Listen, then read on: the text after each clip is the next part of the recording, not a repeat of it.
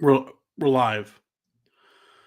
Welcome to the Cornfed News Convention, CNC, only on the Billionaire Podcast Network. Ching, bing, bing, bing, bing, diddy, filler up. I got the soundboard. The soundboard's not even plugged in. I still don't have it figured out how to work the soundboard through streaming yet.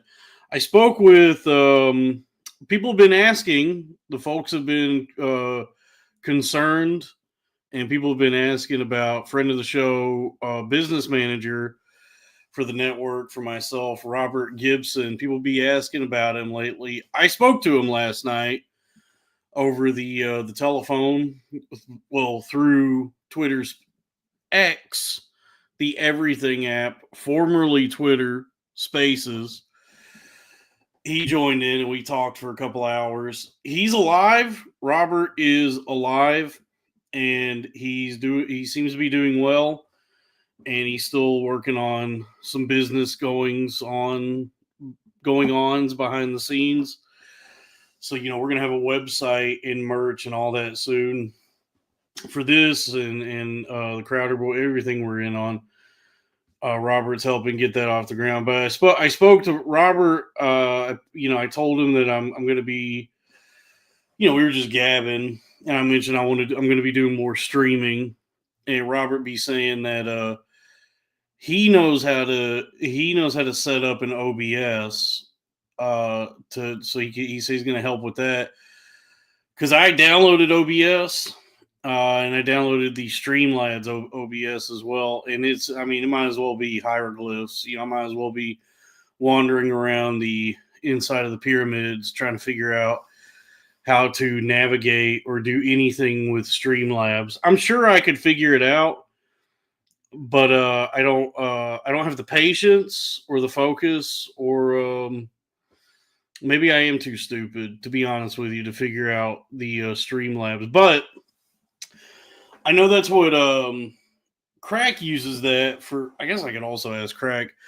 Crack uses the Streamlabs for his solo streams. We have to use like a what a StreamYard or something like this when we do streaming all together. Me, Crack, and Robbie for the Crowder Boys. But when he's just solo, he can do Streamlabs. I know he's got full soundboard and everything.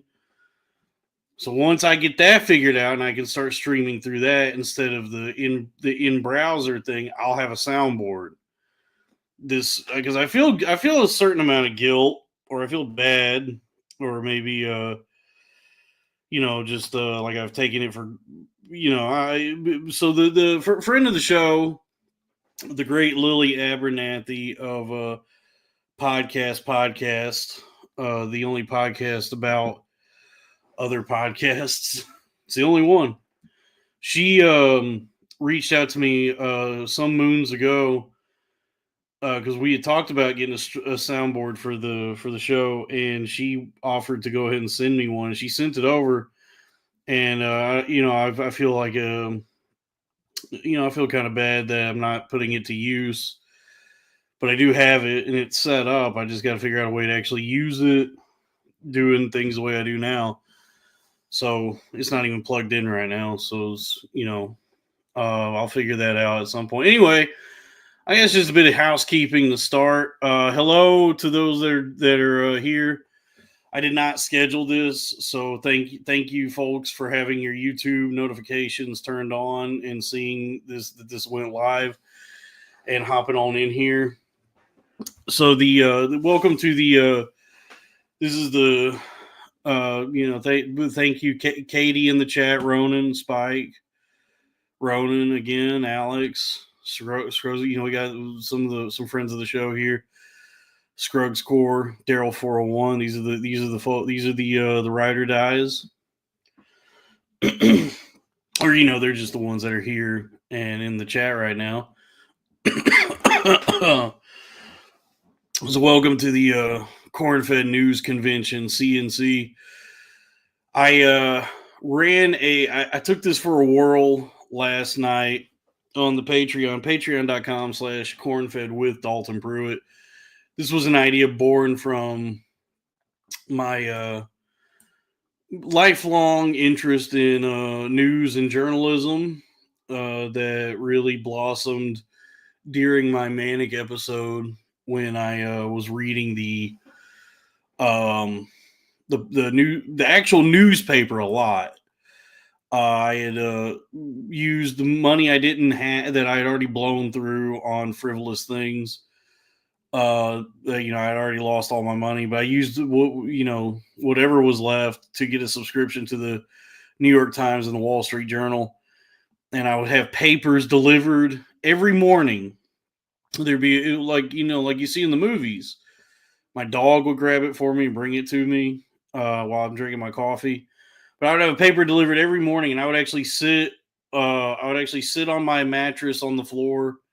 I had a mattress on the floor, and I would sit there and actually read the paper while I cooked up a number of conspiracy theories and believe myself to be receiving divine transmissions from God. And I thought my TV was also talking to me. So there was a lot going on at that time, but I really did. I felt like that was an aspect of the whatever was happening to me at that time that I really was positive. It was a good, it's good to read and stay informed, keep abreast. I love breasts. I love abreast. I love two of them. Keep abreast of events and the news and all that, and especially now with news and media dominating so much of just what we talk about nowadays, because nobody knows who to trust or what's actually news or what are facts anymore. Everything is illusory seemingly now. Legacy media is bad. X is now you are the media now, according to Elon Musk. John Castle wants to know what happened to the titty twisters. Those are I'm just look, genius takes time. The titty reviews are coming back, and hey, if you want to expedite that, go ahead and give me a super chat. I just gotta I'm just waiting for inspiration to strike me. Anyway, so I like read. I just it's like a calming thing for me, and it helps me center my mind and focus and stay informed to actually pay attention to the news and read the news. Now I know that many people, probably a lot that pay attention to anything I do. I don't know what you would call them, podcast fans or just extremely online people, have developed this ever growing distrust of news media. Um, because they hear you hear all these like online people, all these different talking heads all day say that you can't trust it anymore. You should trust I don't know, it's a guy who's not a journalist or a newsman or any credentials saying that no, you actually should trust me. So and the best way to trust me is to give me your money. Isn't it funny how that works out? That the guy you should trust is the one who wants your attention and money. So that's also what I'm saying. You should trust me. But no, much like Connor Roy had a lifelong interest in politics, I myself have had a lifelong interest in in journalism. Oh, nice. There we go. $2 from John Castle. Do the titty twisters videos again. You ... That's by the way, that's what we call an ellipses person. Okay. I'll work on one after I get done doing this. So yeah, when I went to college for first biochemistry and then English. But when you go to college, the first basically 2 years of your college education, some would call it a college career, but the first 2 years of your college education are padded with what they call core curriculum. So these are just the classes you have to take, no matter what your major is. And then really in college, it's only the last 2 years that you're studying anything that applies really to your field of study, pretty much. So my John, the dot is an ellipses. I was an English major. I have an English degree. I think I know what an ellipses is. I think I know what an ellipses is. And I think I know that the way you used it and the way a lot of people use it is actually the incorrect way to use one. An ellipses, the dot is to indicate a break or a passage in time, or to be maybe an in media res situation. It's not a pause. Yeah, John, don't just start agreeing with me because I've called you on your bullshit. An ellipses is not a pause. It's to indicate a something. You know what? I'm gonna be honest with you, I'm full of shit. I can't even remember. I remember some professor explained to us the right way to use one, and I never gave a shit or remembered what he was talking about. Anyway, so I remember. Oh, nice, $20 from Michael Hall. Thank you for an earlier show. Keep up the good work, Dalty. Yeah, you're welcome, and we'll be doing this every goddamn day. So yeah, I took a when I was it was either my freshman or sophomore year of college. I had as part of my core curriculum, I had a chemistry class that was in the where the class was held was in the one of the rooms in the Mayborn School of Journalism building at the University of North Texas.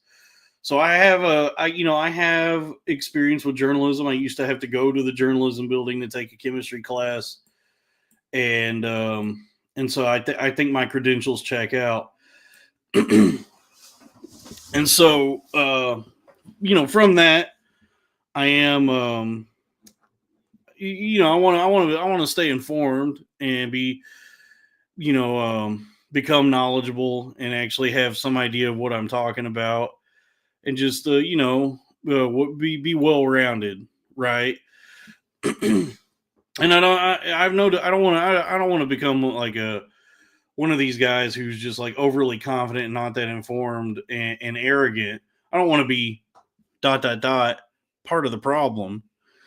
So I'm pretty open and honest about my qualifications and how little I actually know about anything.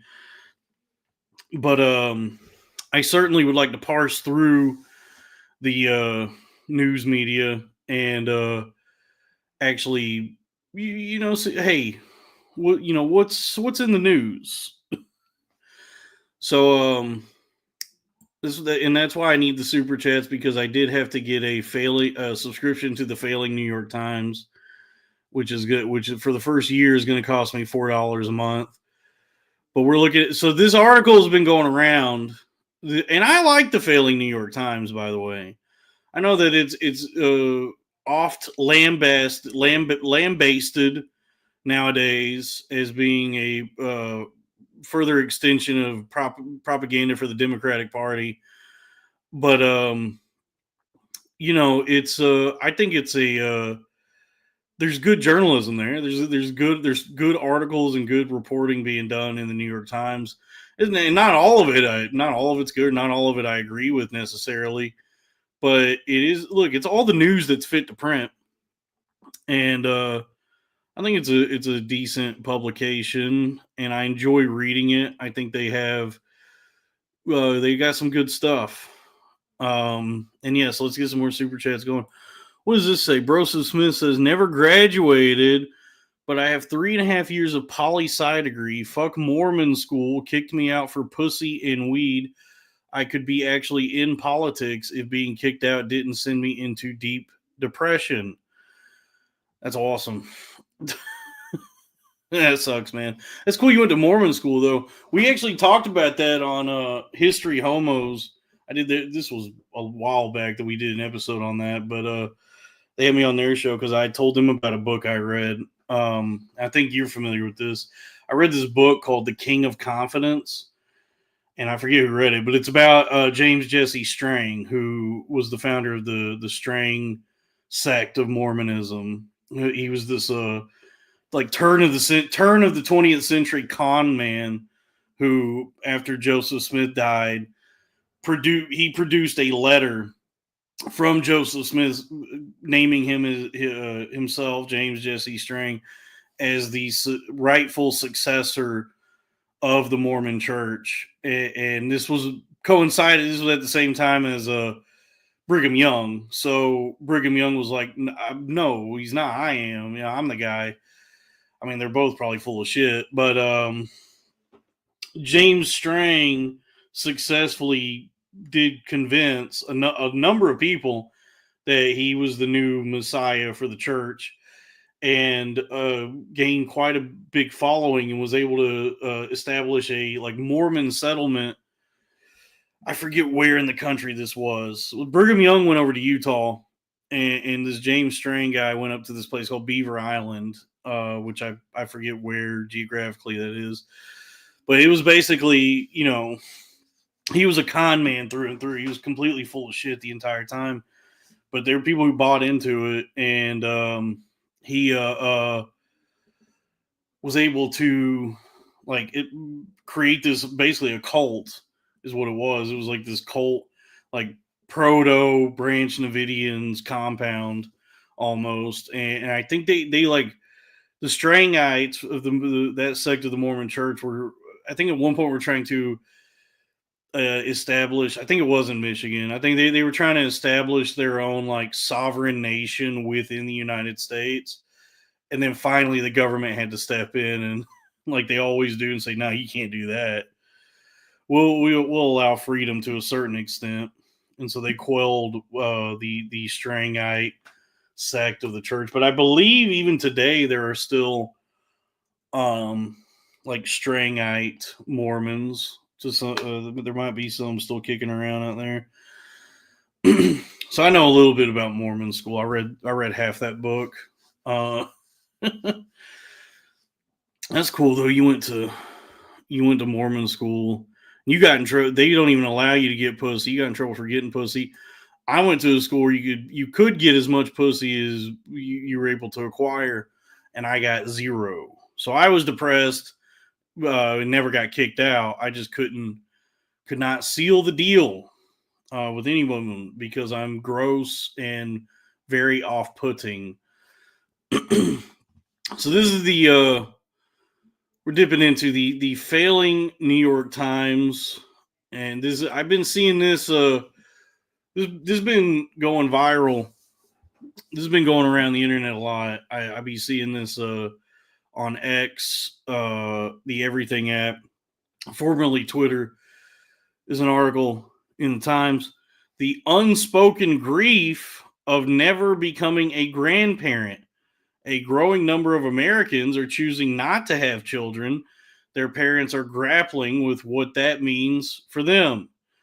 Now, like many people nowadays, this what I've seen getting spread around is just this headline, and then a lot of reactions to the headline. There's been a lot of speculation, a lot of theories presented by people, I think, based on having just read the headline. Folks saying that it's everything's too expensive now, or what was imparted upon my generation of people, of folks, and everyone growing up that's now the age when you would have children in the past, was to focus on school and work and money and have fun, enjoy your youth. And it was never the impetus, the importance of having children was never pressed upon this. I've just seen a lot of people voicing opinions about this that I don't know if they actually read the article. Because who reads now? Most of the country is subliterate or illiterate, and those that are actually literate cannot focus on actually reading anything. And that includes myself. I can read, and I seldom do. Christine Cutt, 69, with a photo. Oh, no, that's just the picture. You can't see the picture here. So this is by Catherine Pearson, published November 11th, 2024. So today's the 12th. This is yesterday's news. What's the last book I read? I don't even know. I started reading a book recently. It was a horror novel called The Marbled Swarm by a guy named, a homosexual man named Dennis Cooper. And I think the actual book, the last book I finished before that was probably, I think it was 2666 by Roberto Bolaño. So it's been a minute since I've actually finished a book. I'm so scatterbrained. I mean, I was in and out of psych wards and all this shit, so it's been a tough.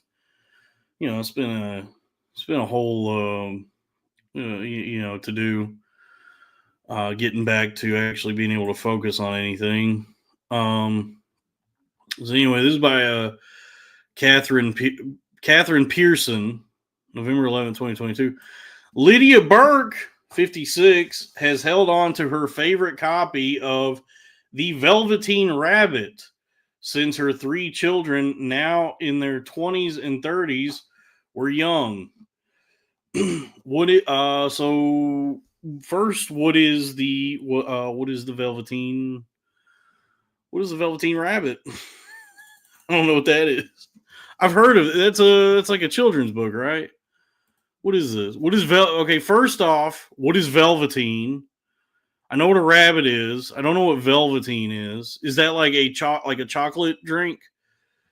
That's like a malted drink?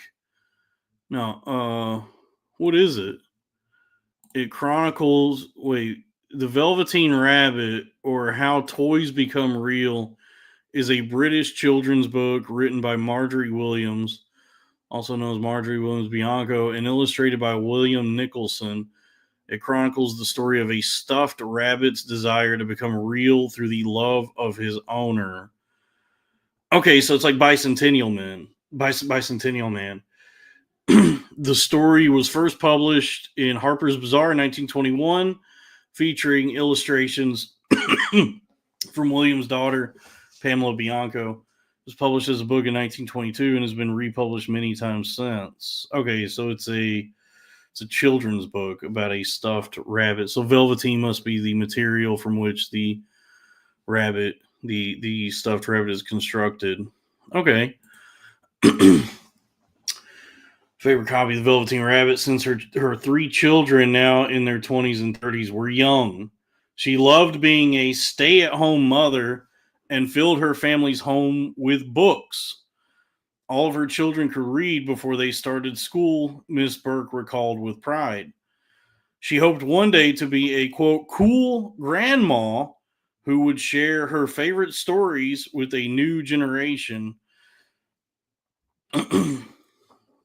I think a cool grandma is the kind that gets stuck in the dryer, if you know what I mean. But none of her children want to have kids. And though that decision is right for them, Miss Burke said, it still breaks her heart. I don't have young children anymore, and now I'm not going to have grandchildren, she said. So that part of my life is just over. Well, maybe you shouldn't derive a sense of worth and joy and happiness from other people. You hag. Maybe you should not expect the people in your life to be that which brings about a sense of purpose and meaning for you. Don't be putting this kind of pressure on your own children to making them feel bad because they made their decisions in life. I know that having kids is it's a joy, it's a miracle, it changes your life, and it's the best thing that'll ever happen to you. But that doesn't actually happen until you actually have the kids. Leading up to that, the thought of it for me is absolutely terrifying, and I don't want to do it. I don't want to do it right now. But I suppose if I was one of these people who act like just accidentally had a kid by now, it'd be the best thing ever. But if I'm going to have some autonomy over my own existence, it's not really a priority for me at the moment. And I don't care how much my mom cries about it. It's like, you go live your life and I'll live mine. And if I ever do have grandchildren, then you can babysit them and take care of them for me while I lose all my money gambling and live a very irresponsible lifestyle for somebody who has children. You take the burden off of my shoulders. That's your job as a grandparent. You wanted this. You were the way Mom, you were the one that's been begging me to have these kids. Oh, you keep saying, oh, I'm never going to have grandchildren. I'm so sad. I guess I'll just have nieces and nephews. You've been laying this fucking guilt trip on me for years now. Well, here they are. Watch them while I go to the casino.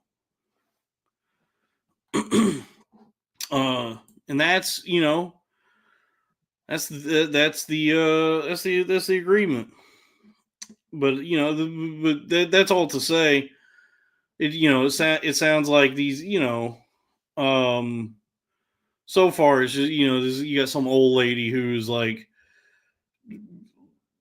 just like sad that she doesn't get to keep living out the days of like when her kids were young or something. Or I don't know what this. I don't know. I guess it is sad. It is sad that you want grandchildren, your kids not be having kids, but also cherish the time that you had with them and that you still have with your children, and don't lament that which that they've not done, which is have unprotected cream pie sex. Without any, birth control or keeping track of the cycle to make sure that there is no conception. Don't get too worked up about the fact that he's blowing loads into a uterus that is being guarded by an interuterary device. Like Miss Burke, a growing number of Gen Xers and baby boomers are facing the sometimes painful fact that they are never going to become grandparents. A little more than half of adults 50 and older had at least one grandchild in 2021, down from nearly 60% in 2014. Amid falling birth rates, more U.S. adults say they're unlikely to ever have children for a variety of reasons. Chief among them, they just don't want to. That's perfectly valid. That is enough of a reason to not have kids. There doesn't need to be anything more than I don't want to. Because if you don't want to have kids and then have them anyway, at that point it's like it's not even something that you valued or like were trying to do or hoping for in your life, and then you just have kids, and now you have these like people that are so like completely reliant on you to take care of them and love them and guide them in life, and you never wanted them to begin with. And so it's like if you have kids in spite of the fact that you don't even want them, now it's just by necessity that you have to love them and care about them and cherish them. And it's great, it's a miracle, it's life-changing. But that's like the circumstances are completely different than like actually wanting kids and trying to have them and like planning for it. I like that. To me, that's like just not like, I don't want to do it is a perfectly valid reason to not have kids. You don't have to come up with anything else. You don't have to be, beyond that, I'm sure it's like there's so many people who can't afford it or whatever it may be. But there doesn't need to be anything more than I don't want to have kids.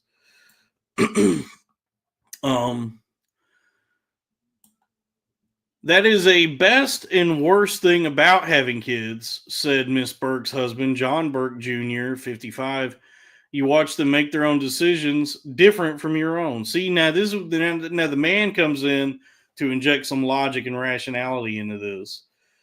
Still, would-be grandparents like the Burkes may experience a deep sense of longing and loss when their children opt out of parenthood, even if they understand at an intellectual level that their children do not owe them a family legacy, said Claire Bidwell Smith, a therapist based in Los Angeles and the author of Conscious Grieving. It doesn't help that our society tends to paint grandchildren as a reward for aging. And then why are there pictures of these people? They got just like these somber, sad pictures in this article of these people. I mean, I believe you. I'm sure they exist. It's so weird that they like posed for these really sad photos like this. Quote, you always hear people talk about how great it is to be a grandparent, how it's better than being a parent, Ms. Bidwell Smith said. I think when people don't get to experience that, there's a very real grief that comes with it. It's a kind of grief, she said, that our culture tends not to recognize and that people don't know how to talk about. This is this is like such a nothing problem. What a bummer that you like you got to live a comfortable, happy life and have kids, and they haven't had grandkids yet. The horror. Feeling left out without a legacy. Christine Cutt, 69, nice, had her only child at 42 after years of thinking she did not want to become a parent. Well, that's that's a recipe for autism right there. That's what they call a geriatric pregnancy. The pussy be upside down at that point, and the kid come out autistic when you have a kid in your 40s. The experience transformed her, she said, and she has loved being a mother. But her daughter is adamant she does not want children, pointing to her pessimism about the state of the world and climate change. See, then now that's the gay reasons to not have kids. That's like just like trying to come up with some other reason besides like I don't want to do it. So you got to be like, oh, I wouldn't want to bring a kid into this world, or the sun is hot and the air is hard to breathe. That's just like that's window dressing. Just cut through the bullshit and say what you actually mean. I just say like I don't want to do it, and that's perfectly fine. When you start trying to come up with all this other horse shit, it diminishes like the actual, diminishes your actual reasoning for it. Because nobody buys this. People have been cranking out kids in the worst of conditions through all of human history. Like right now is like the most comfortable a child could possibly ever be. So this whole argument that people keep coming up with, where it's like, who would want to bring a child into this evil, insane world and all the climate and all that? It's like, dog, would you want to have a kid in like 1901? Because chances are you're gonna have a few of them before one of them actually sticks around. If it's the early 1900s. Nowadays, if you have a child, there's a really good chance it'll survive to be 4 or 5, 6 years old and into its teens and adult years. Whereas if it's like 1901 and you crank out one of these things, it's not going to make it through the winter. Probably you're gonna have to give it a few runs. You're going to have to give it a few tries before you actually get a kid that sticks in those days. So I don't buy this whole argument. This is just like the state of the world and climate change, to me, reads as like somebody skirting the fact that they just don't want kids. And so they're trying to come up with something to them that sounds like a more legitimate reason for not wanting them, when not wanting them, I think, is a perfectly legitimate reason anyway. $5 from Shitty Planet Earth. Entitlement states of America. Ain't that the damn truth, brother? Thank you for the money. Please, folks, please keep sending me money. Miss Cutt, who is divorced and lives in the suburbs of Chicago, vacillates between feeling supportive of her daughter's choice and quietly hoping she might change her mind. She dreams of being surrounded by grandchildren as she ages, passing on to them her family recipes and love of rock and roll. Start a blog. There you go. Problem solved. Start a blog and share all that with the internet. Generate content and then secure yourself some money in your old age. Become a content creator. Share the recipes on the internet. Do cooking videos. Talk about your favorite albums with YouTube video essays, and turn this old-timey traditionalist desire you have for grandchildren into a money-making operation. There you go. Problem solved. Even when her daughter was little, she envisioned such a future. I was like, oh my God, it's so much fun to teach her all this stuff. And someday she'll have children and I'll be able to teach them, she said. It's just narcissism. It's literally just narcissists who can't contend with the fact that they're going to die. They've made no peace or reckoned with the reality that they're just going to not exist, at least not exist in this way anymore. I don't know, they'll shuffle off and then face the wheel of Ka and be renewed within samsara as in a new life, perhaps. But the person that exists now as Miss Cut, this lady, is not going to exist at some point. And because she's so self-involved and cannot make peace with that reality, wants to like effectively enshrine herself within her own family and achieve some semblance of maybe immortality, for herself. When it's the harsh but also perhaps blessed reality is that all of us will cease to be at some point. And so the best we can do is try to create meaning during the time we're here as best we can, and not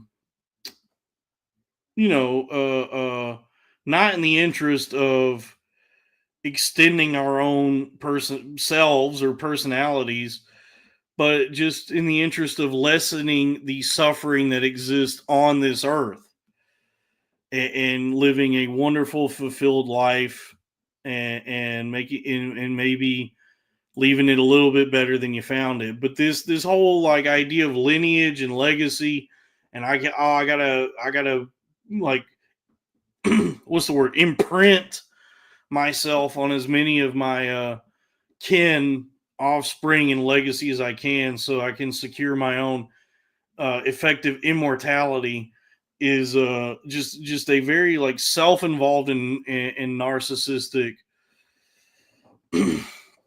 idea. To me, it is. It seems like the reason she wants grandchildren is so that she can have further extensions of herself. What is this? $3 from John Castle. Crystal says hi. Thank you for the money. $10 from Broseph Smith. Thank you. John Calhoun's Rat Utopia experiment explains this.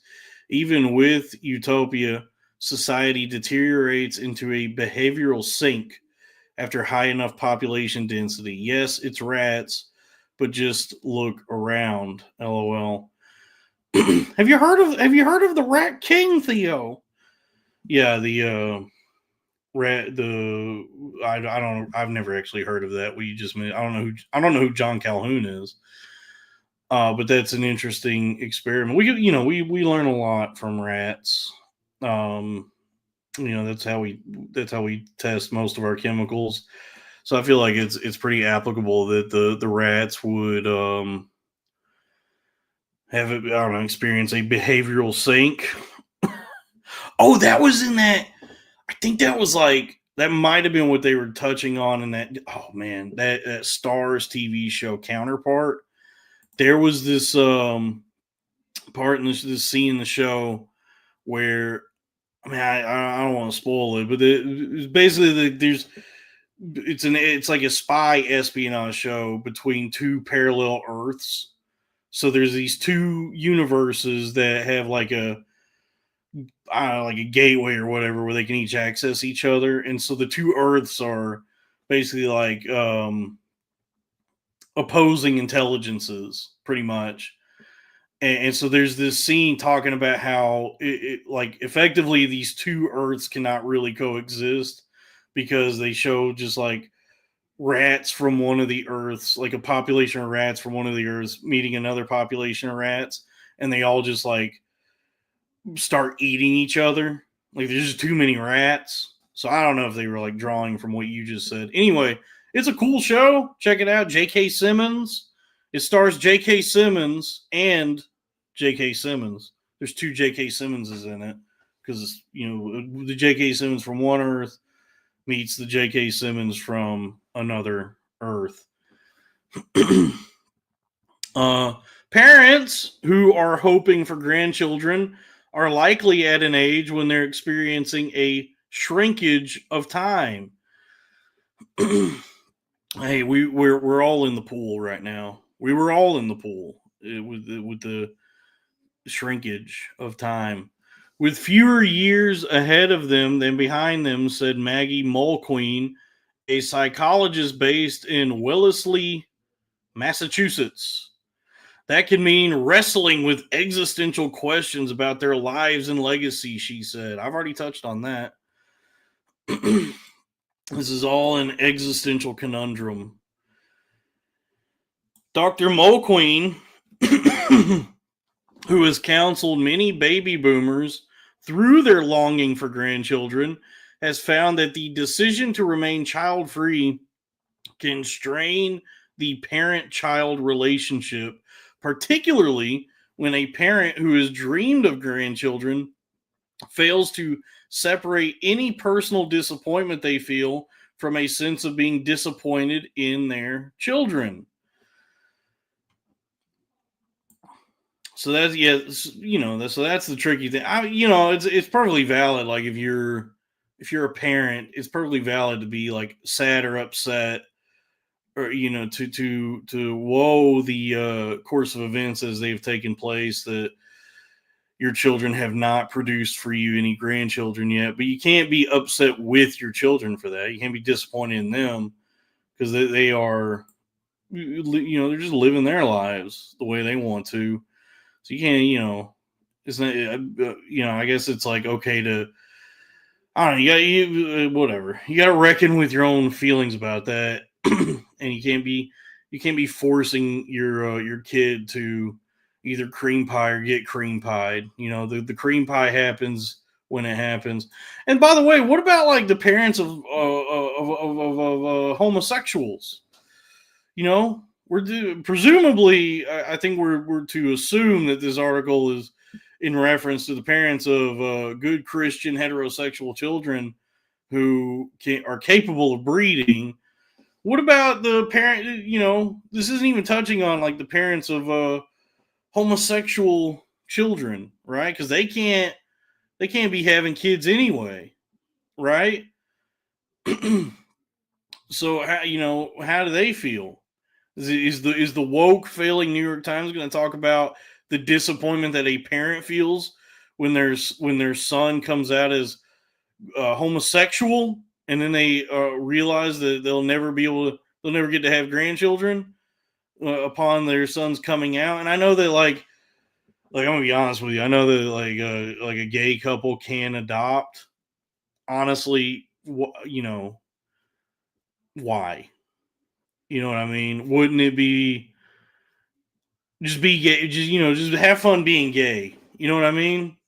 You don't have to introduce. Like that seems like another like weird kind of narcissism, right?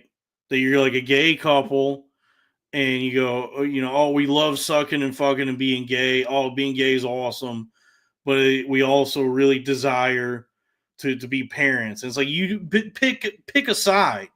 You don't get to have the best of everything. It's either suck and fuck or be straight and have a kid. This whole like gay guys adopting kids thing is great for the TV. But then again, it's like imagine being a kid and growing up with two dads. Gross. Oh nice. Crack gonna hop in here? Here we go. There's the link, Crack. I'm trying to figure out how to articulate this. So there's a lot of kids out there who don't have parents that are in like foster that need parents. I don't know if the best solution for that is two gay guys. You know what I mean? Anyway, hello, crack. Two gay guys? Two Us? gay guys. What's good, man? How's your day? Good, man. How are you? I'm doing all right. Just still high off of my appearance on the Kevin Brennan Experience. Oh, you went on MLC? Yeah. I thought you were told not to. Yeah, we had a good time. Who would have thought me and Kevin Brennan would have a good time?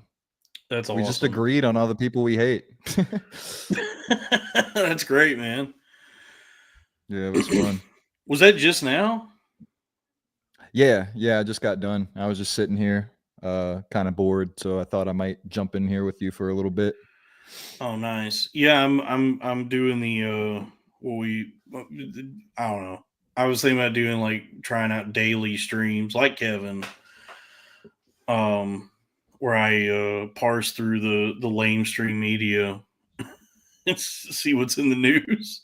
The news. Yeah. Just like basically just we're doing like a reaction channel, but I'm just like reading the New York Times. We need to figure out how to get a Discord popping so that like because all of these streamers rely on their fans and their chat, like the Aiden Rosses and fucking Kai Cenat. They start Discords, so all they do, they come on stream and they're like, all right, chat, so how you guys doing, man? Everybody back in the building, we're lit and shit. All right, let's react to some clips on the Discord. And then they just scroll through their Discord for like 2 or 3 hours, and people just put clips there for them to react to. Damn.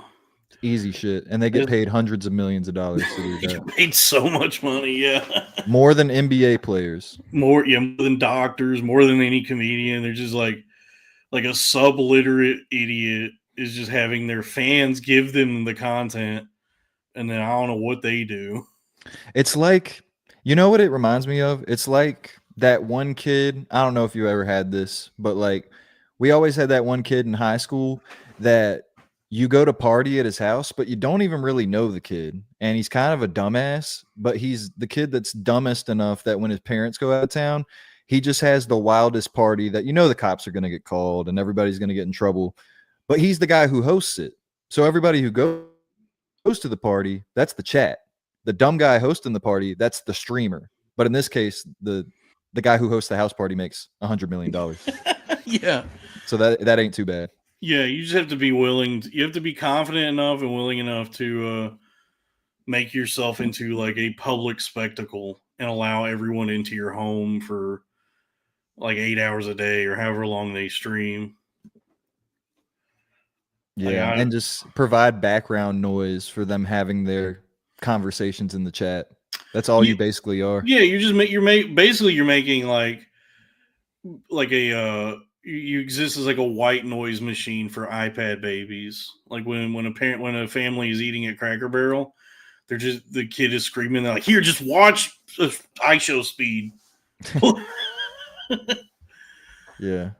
Oh, nice. $5 from Michael Hall. Do you have a P.O. box as your CFO? I highly recommend it. I need to get one.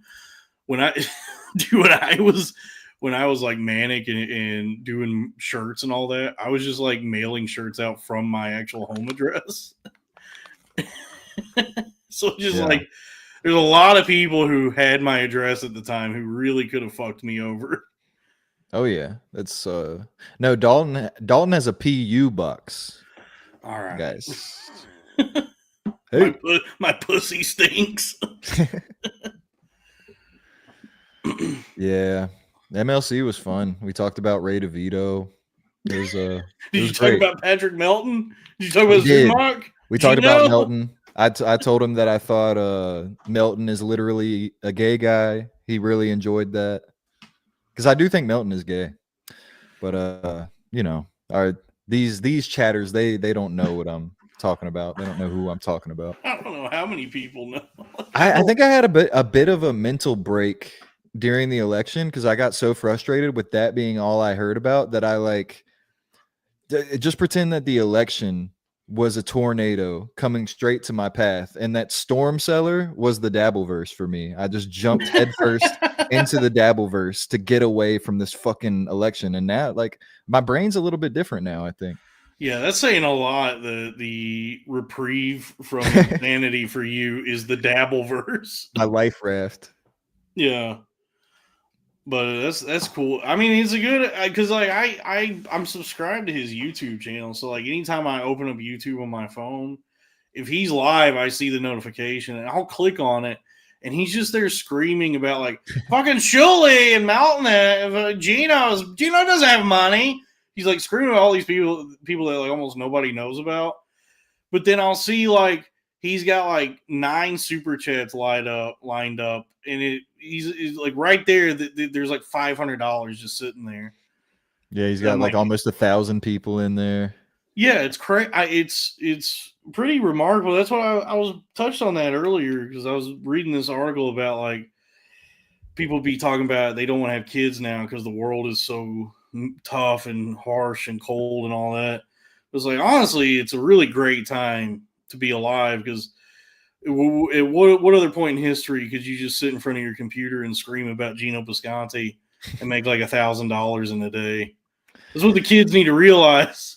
It's great, man. I don't know. We're in a weird position because you have Speed, who all of his fans range between the ages of like 3 years old and maybe like 18. And then you have Kevin Brennan. All of his fans are loaded. They're all retired. They got fucking money. They're all like fucking ex-plumbers, run a AC business. So they're all like 40 and 50. They all have money. We, much like us, our fans are the young millennial bracket of people that are too lazy to work but aren't young enough to understand how to make money from TikTok. So that's who all of our chat is, and that's who we are. So none of us have money. The chat, we're begging to give us their money, and they're giving us their last fucking $5 from welfare every time they give us money. In Kevin Brennan's chat, it's like, here's $200. I'll give you another 220 minutes. Yeah, we really gotta tap into that retiree market. We gotta tap into the AARP demographic. They seem to be enjoying me.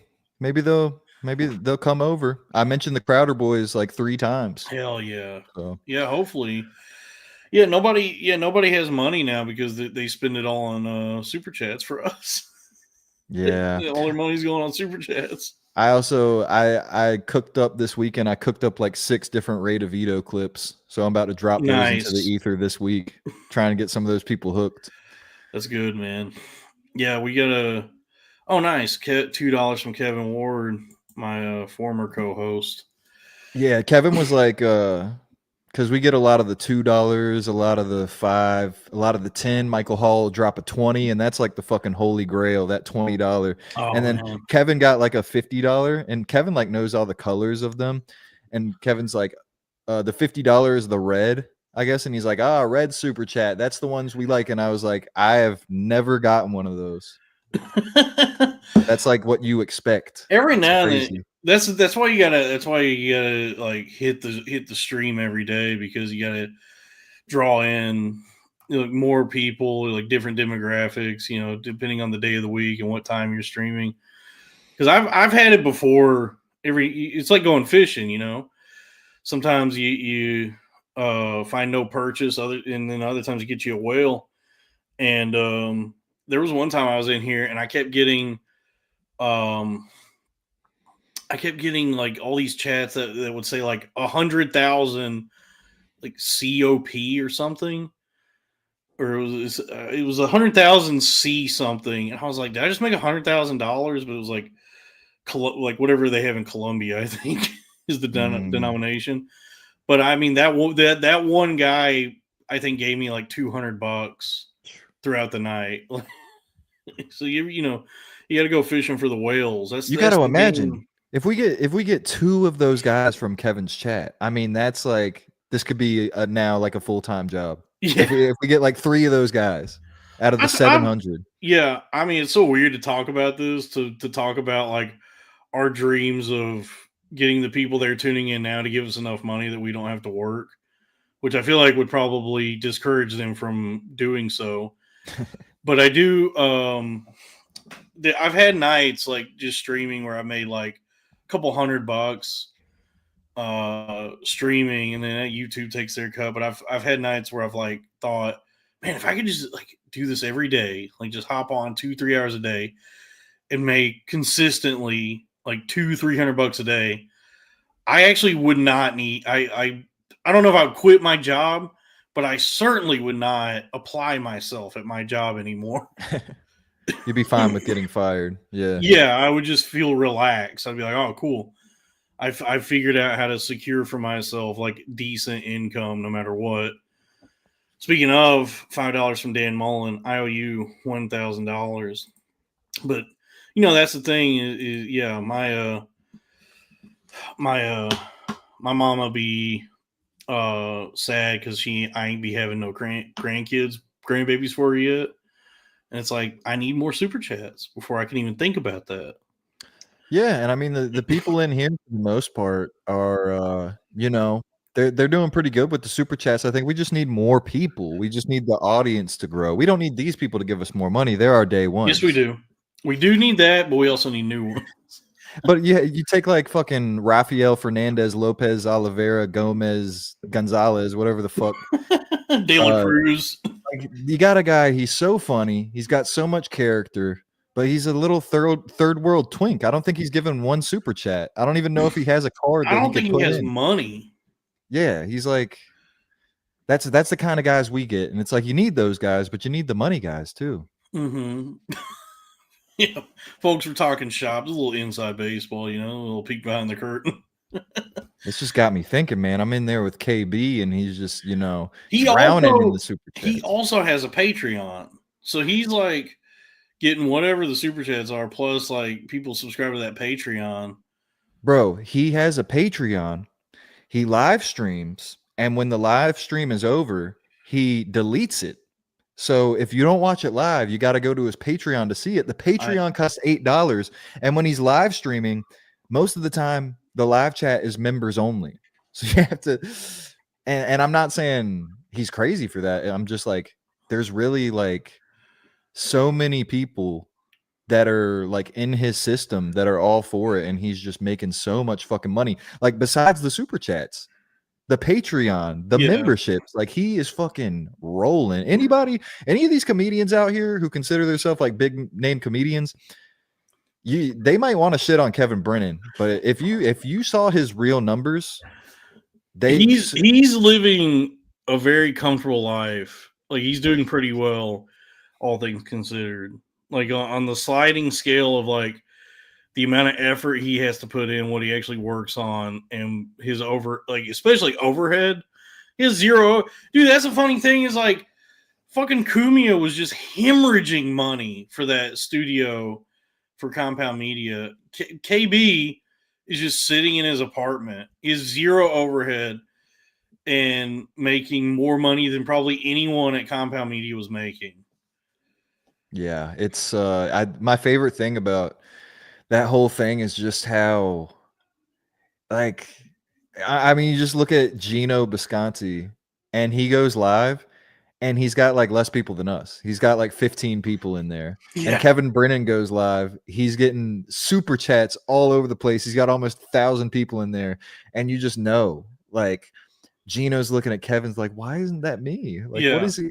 What is he doing? And you know what's funny to think about? We're basically doing what he does right now. We're just like talking about other podcasters and how much money they make. Yep. That's most of Kevin's show is just being like, Kumia doesn't make any fucking money. Patrick Melton, he's broke. Zumach is, I guess, doing okay. Yeah, one of his questions for me, this wasn't even a super chat. He was like, so Crack, do you think, what do you think about Stuttering John getting a boat? and I was like, I just found out who Stuttering John was like last week. I don't know about the boat. I'm like, I'm trying to get caught up on all this stuff, but it was fun. Dude. I don't know if I've ever done a show where a guy, like a comedian that I looked up to, like when he was doing stand-up, like I thought his stand-up was really good. He has me on his show and he just goes, we talk about some shit for a little bit and I'll just go, yeah, so what about Mark Norman? What do you think of him? and I just get to shit on Mark Norman. And then he's like, what about Anthony Cumia? And I'm like, I just tell him everything wrong with Anthony Cumia, and he's like, yeah, I know. And I'm like, this is a great fucking show. That's probably why our mutual friend of the show like was tried to ward you away from that. Was it is just having you talk shit about all of his friends. Yeah, and we did talk a little bit about Dave Smith, but it's like, man, how long can I ignore the light beaming down that is Dave Smith's gayness? Yeah, man. I mean, I'm sure we'll touch on that. We talked about Lewis on MLC, and I said, no, I love Lewis. There's nothing you can do to change that. He's the real ass dude. I fucking love him. So, I'll always defend Lewis, but it's like, just because you're Lewis's friend, like the grip is getting fucking loose, man. Like with the type of shit. Because like I'm getting to a place where I'm getting a little more popular, at least in this past year with the Two Bears One Grave. So how am I gonna be dissing Bert and Tom and Brendan Schaub and Tony and Joe Rogan and be like, oh no, but Dave is awesome. Like everything Dave is doing is fucking awesome. Like no, I can't do it. It's against my essence at this point. Right. Yeah. I mean, I hate to say it, but he is part of the problem. Oh, he's part of it. He might be the problem. He has really thrust himself into the arena of ideas. David, like he's made himself into like much more of a public figure than any of those guys. And it looks like now he's really starting to get the backlash from that, like making himself into like a political professional thought haver. I've seen a lot of pushback online today and yesterday because of, I mean, March of this year, he was very critical of Donald J. Trump, called him a war criminal, all that shit. And then like within the last few weeks, he started deep throating Trump. And now people he knows where his fucking bread is buttered. You know where he was that fucking on election night. You know what city he was fucking in. Yeah, you know what compound he was on. That's the odd thing about like these like for lack of a better word, grifters, thought leaders, professional opinion havers. Is it's always like it's not obvious like where the money's coming from or who's lining their pockets, but it does appear that there's like a lot of the motivation is money, that somebody is providing them a paycheck that they now have to like opinions have to match whoever is giving them that money or wherever that support is coming from. You just never know what it actually is. That was that situation with Tim Pool, where like come to find out like, oh, his show's not really getting the numbers that match like the money he's getting. He's getting way too much money for what the actual viewership of this show. And so there's like speculation that he is maybe an either willing or unwitting like stooge for Russia. He's like a Russian stooge. Like there's like money coming in through some back channels from Russia to help support Tim Pool. He may not even know that that's happening. They just want him to have the ability to keep spewing whatever he says to spread like hysteria and misinformation. And so that could be a similar situation with somebody like Dave. Who knows? I don't know. I think he's got kids. I get it. He understands that. What we're saying is he stinks and I don't like him. Yeah, much like Spider-Man. Just like he's just we like don't Spider-Man. like him. But he's got kids and he sees that fucking the dollars are rolling in when he starts talking politics, and it's like, I get it, dude, but it's like, give somebody else a chance on that fucking show that'll come in and make some fucking jokes and go off and do your political thing. But it's like, your handle is at Comic Dave Smith. We got to change that. The 1099s. The 1099. Oh yeah, and Kevin Brennan did confirm that the 1099s were never shown. So okay, yeah, I was wondering. Up to you guys who won. Yeah, I still love Skanks as what it stands for. Mostly, I still love Big J. I love Lewis more than life itself. but it's like I was never really watching the show for Dave. I just thought he'd throw out maybe something funny every once in a while, like once or twice a show. But with the moves he's been making lately, especially the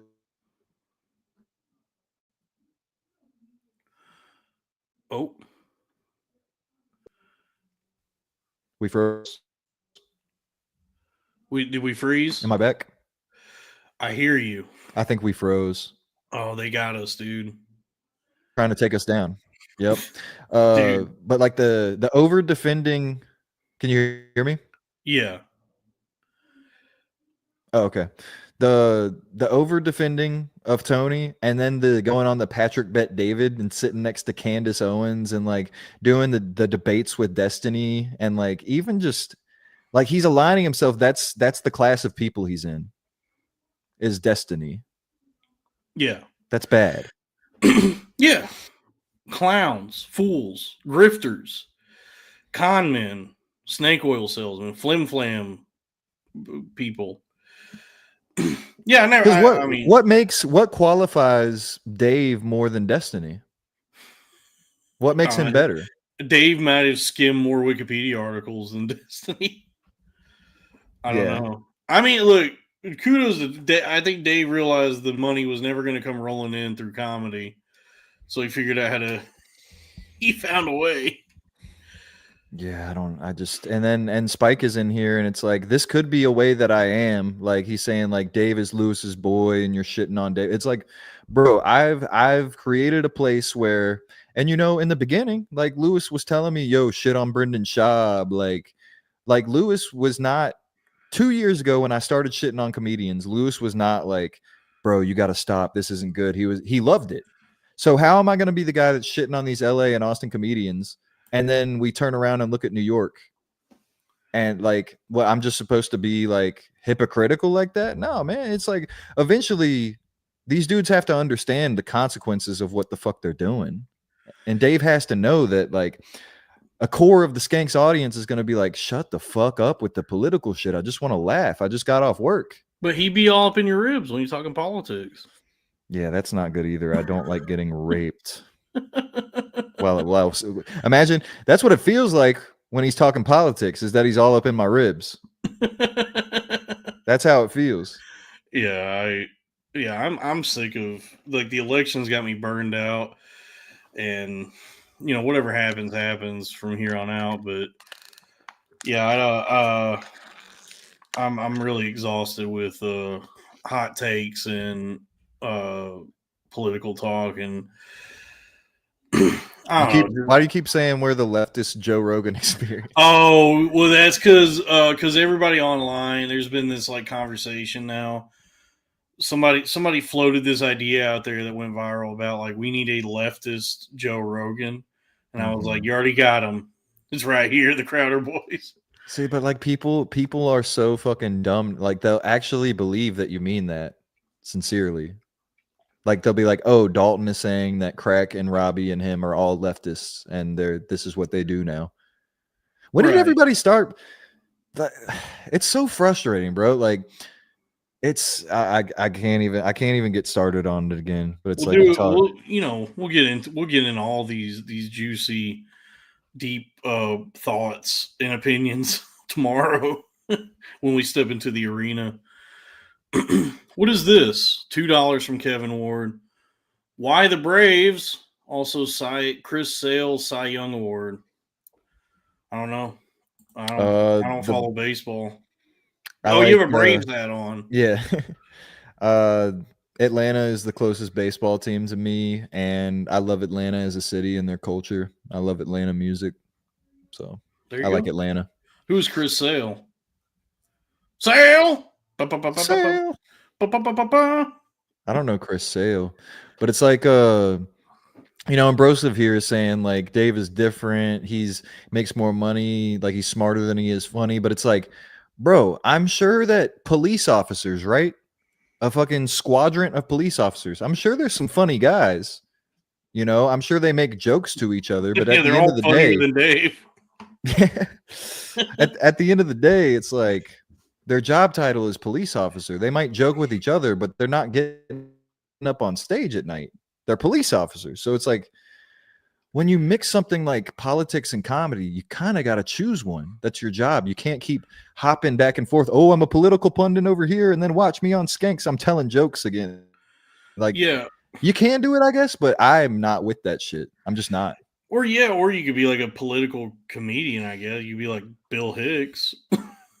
Tom Myers is the only one grandfathered in. I think Tom Myers is a much better political comedian than Dave Smith. Yeah, like to be a political comedian, you almost have to be kind of late nighty. Like you kind of have to wear a suit. You have to have a receding hairline. You have to be kind of clean. And I think Tom fits all those things, you know? Yeah. Tom would never associate himself with an entity with the name Skanks in the title. I'll tell you that much. Yeah. No, you gotta blame Francis Scott Key. Yeah, I love Tom. I love Tom's political comedy and hot takes. He's a much more incisive, biting political commentator. $2 from BYB podcast. Ray don't know shit. Good appearance on MLC U2D. Well, I don't know. What is U2D? Can we read Spike? This guy is a real fucking dumbass.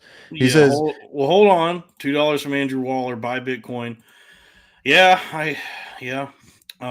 Bitcoin is hitting all-time highs constantly. Bitcoin's at like $90,000 right now.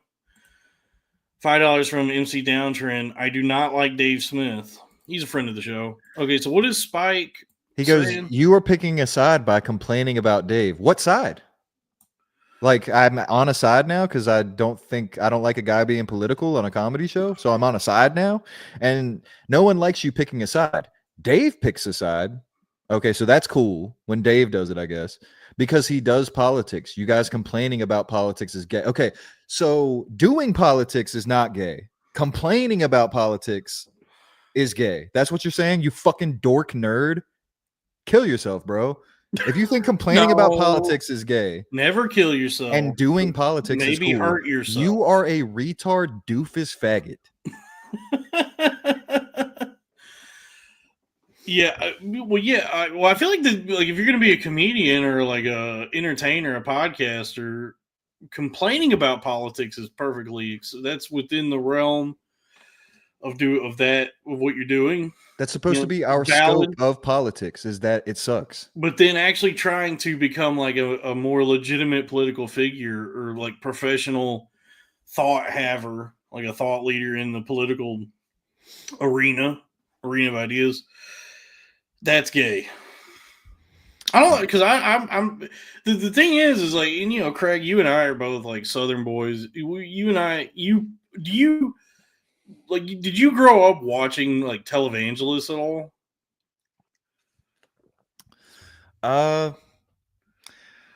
Maybe to a certain degree, but not a whole lot. There wasn't a whole lot of that. Yeah, because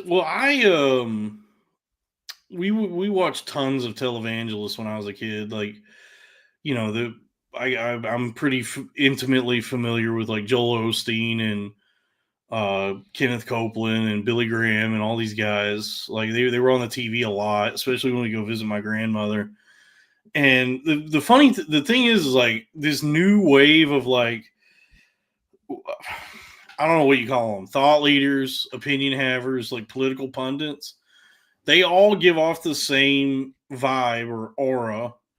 It's like the same kind of feeling as like when you watch a televangelist, where there's like this underlying, this like sinister undercurrent, there's like ulterior motive that's happening, where they're like presenting this one thing, which I guess for both, if you're like a political guy or a televangelist, you're like presenting the path to salvation, which is, you know, pay attention to me. I have like all these answers and I can lead us.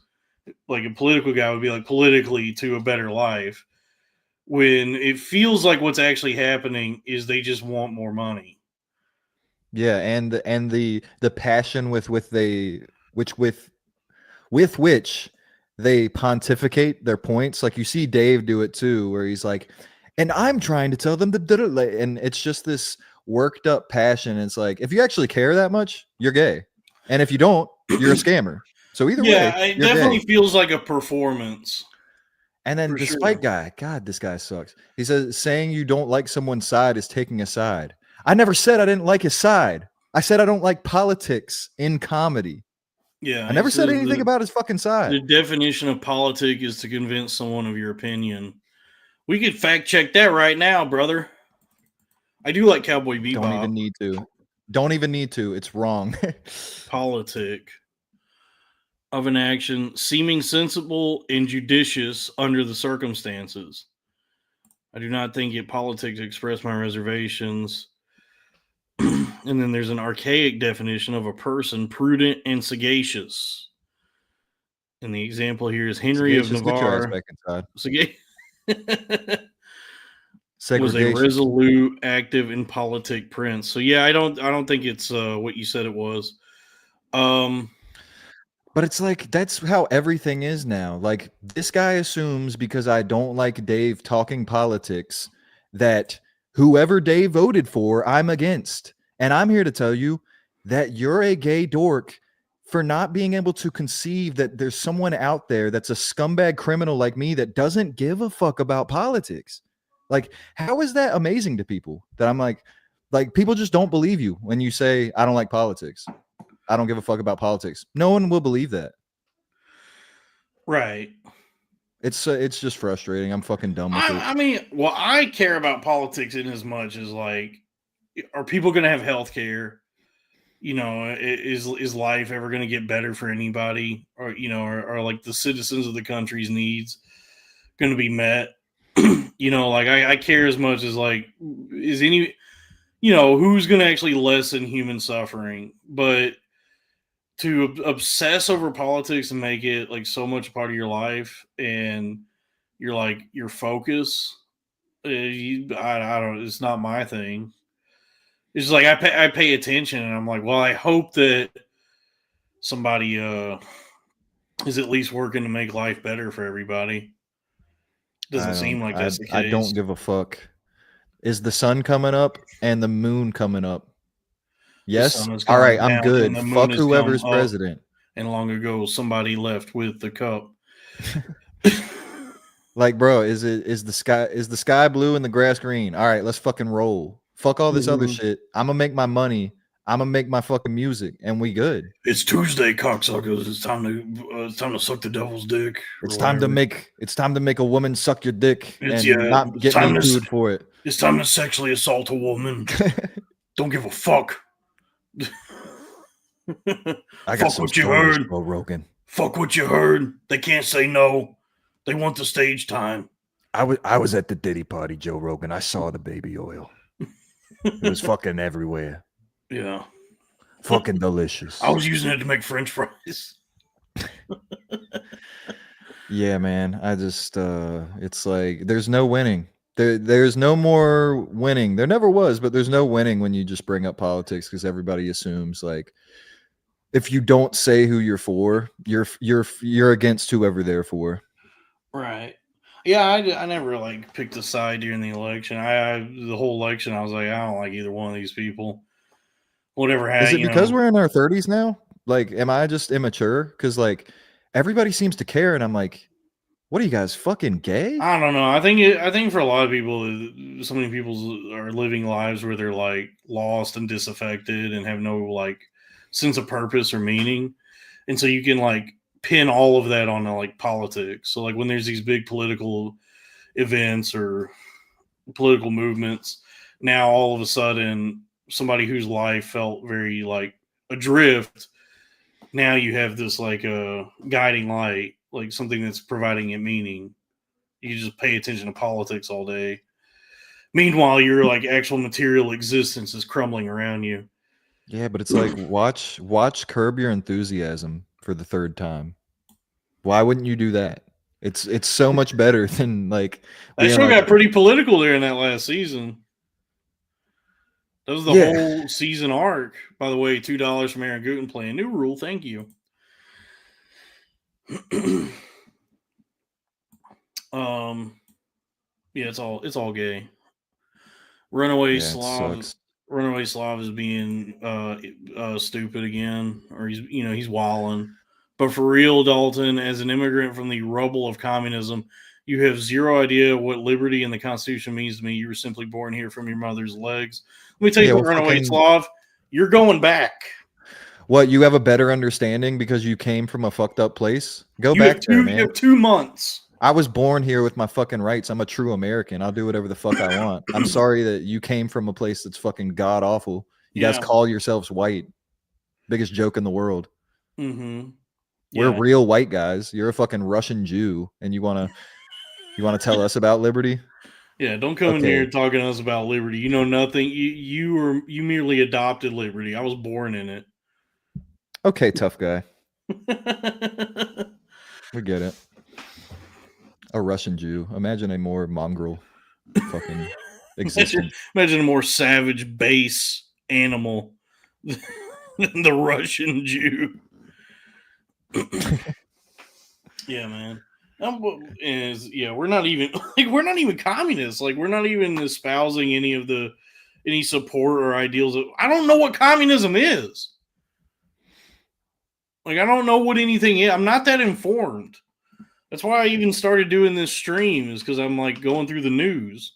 Spike said calling yourself a rapper is a joke. Didn't he say he makes music? Drop a link, Spike. Let's listen to your music. Mm-hmm. It must be good if you're using the fucking most bastardized fucking anime as your profile picture. I love Cowboy Bebop. Yeah, so does everybody who doesn't like anime because it's fucking 20 episodes. Those are the best ones, dude. You get in and out. Those are the best. Yeah, because you don't like it. People who like anime like to watch hundreds of episodes. That is true. But they got me fired up, man. I just came off KB's. We were having a good vibe, and KB Toys. That used to be the spot. That was the spot, dude. I used to love KB Toys. That was one of the best parts of going to the mall. We're gonna go look around. We're going to KB Toys to play the GameCube. Can't afford one for at home, but they got a kiosk at the. Or no, well, KB Toys had like toys. I'm thinking of EB Games. Yeah, EB Games and KB Toys. Yeah, there was because before everything was GameStop, there was back in the day you had GameStop, KB Toys. There were two different stores. There was a store for video games, and a store for toys. Whereas like now, if you go to a GameStop, they also have like all the Funko Pops and toys and shit. Mm-hmm. So you had GameStop, you had KB Toys, and then some malls you go to rather than a GameStop would have like an EB Games or a Funko Land. And back in those days, like when the Dreamcast came out, nobody could afford it. I got Gamecast. But there's GameCube and then there's Dreamcast. I said I got Gamecast. Yeah, I used to go to they had a spot by me, you know, where I grew up. It was EBT Games. I think it's just a Piggly Wiggly.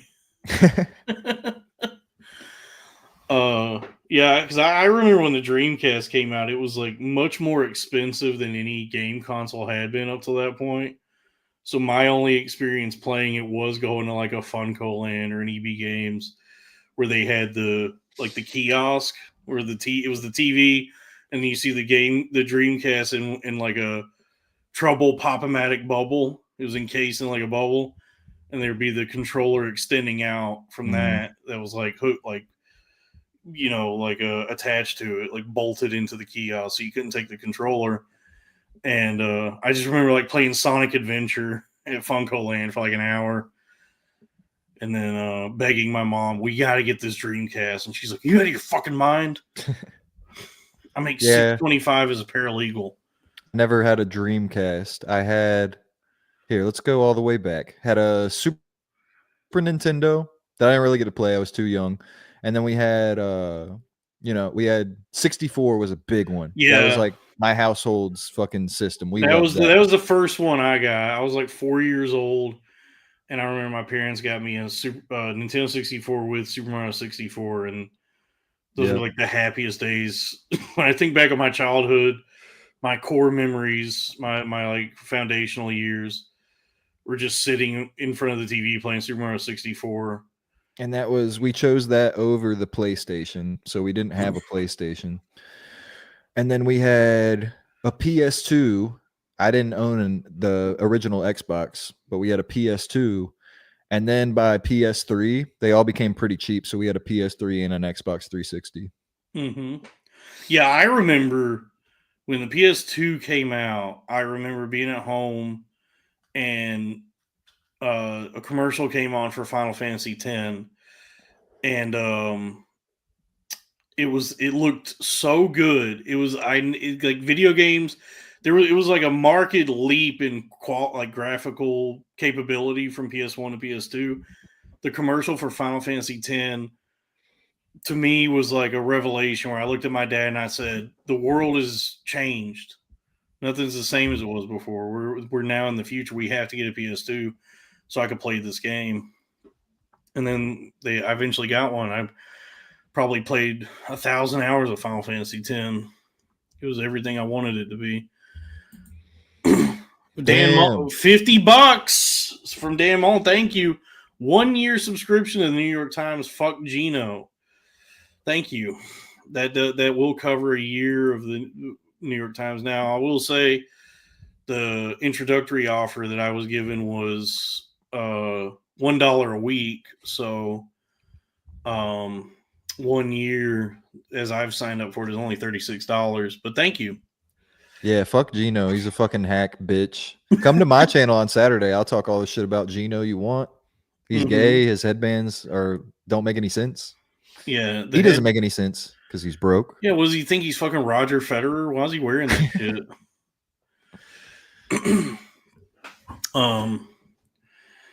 Yeah, I miss going to the mall. I miss going to KB Toys.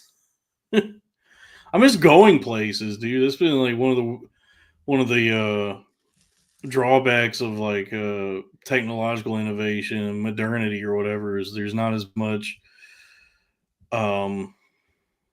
reason to even go anywhere. Like, you know, you don't have to really go places that much anymore. You can order everything and just operate everything from your house.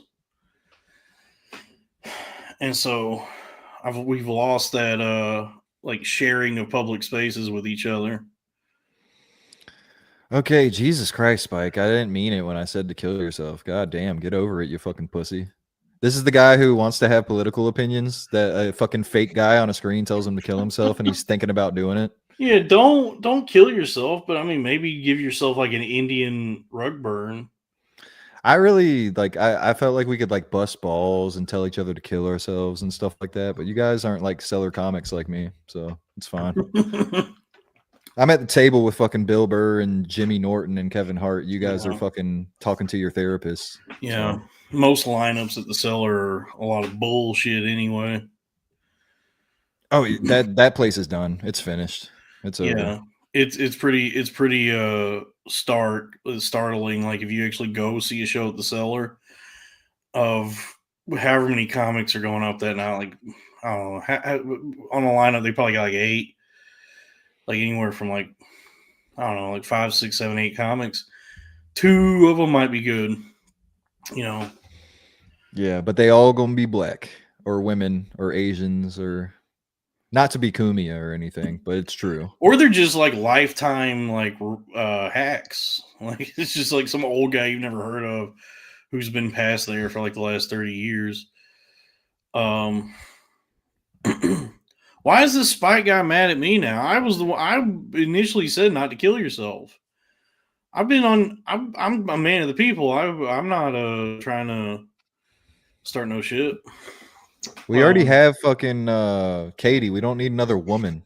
Yeah. You're being a fucking woman right now, man. Just chill out. Yeah, I told you to kill yourself. It's you don't have to do it. I mean, probably should, but just kidding, man. Spike, you're good, and Cowboy Bebop is good, and we're fine. Yeah. You know?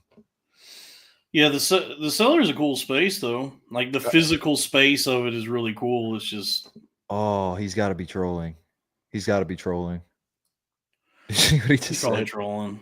He's got to be fucking I do trolling. open mics. I know joke, Craig. You weren't joking on you just doubled down. He's losing the ability to form a coherent sentence. He does open mics, so he knows jokes. He knows joke. I know joke. I go pee pee in your Coke. That's a joke. I think he's trolling, and I think he just beat me. I think I lost. I can't. There's no way this guy is for real. Sorry. I feel like I came on your show and just got mad at one guy. No, it's good. It's a nice change of pace. We were going through the news, and now we're yelling at this guy. We're attacking this guy. Spike from Cowboy Bebop. Mm-hmm. But yeah.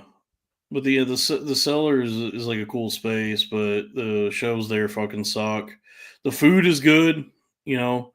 Before the Israel Palestine conflict really kicked into high gear, I would say the Comedy Cellar, the restaurant there, the Olive Tree Cafe, The Oliver Tree Cafe. the Oliver Tree.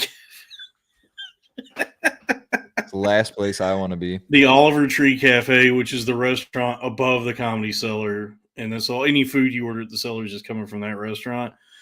I would have, prior to October 7th, 2023, I would have said that's a really great spot for Israeli food, which is basically just Arab food anyway. But now I cannot, in good conscience, recommend the Oliver Tree Cafe. Yeah, cellar damn near killed her. Mm-hmm. That's what I say when I pass that place. Yeah, it's fun to. I will say it's fun to like walk around there and feel like you're in the opening theme song of Louis. Yeah. It's Yeah, like, that is good stuff. wow, it's just like the show. Here's the remember, the pizza place. Remember Lewis even made a video of him doing that? I'm no joke. That's the first thing I did when I got to New York. I was like, I gotta go see that pizza place where Louis wastes an entire slice of pizza. Yeah, and the guy walks by, and the Asian guy walks by and flips off the camera, and he kept it in. Yeah. That's why I love Louis, because he'll keep shit like that in. Like, one thing that Louis did on the set of Lucky Louie, and some people might find this annoying, but like there was an actress one day that, you know, when you go to like Target, they have the stickers that say the size. It'll say like MMMM on like a long sticker. One of the girls had one of those on her shirt from wardrobe, and people were about to tell her about it to take it off, and Louis goes, no, leave it, don't tell her about it, I want it in the show.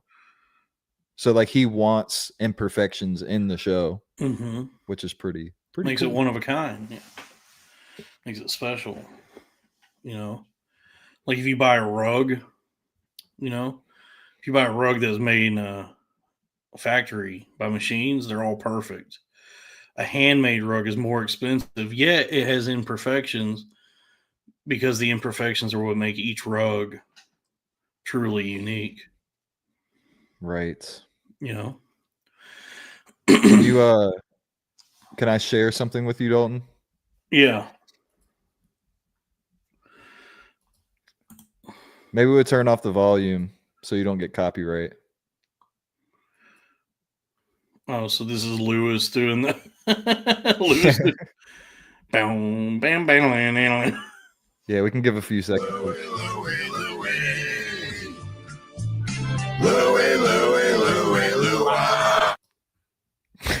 That's great. It's not a bad slice. It's not the best slice. Young Lewis.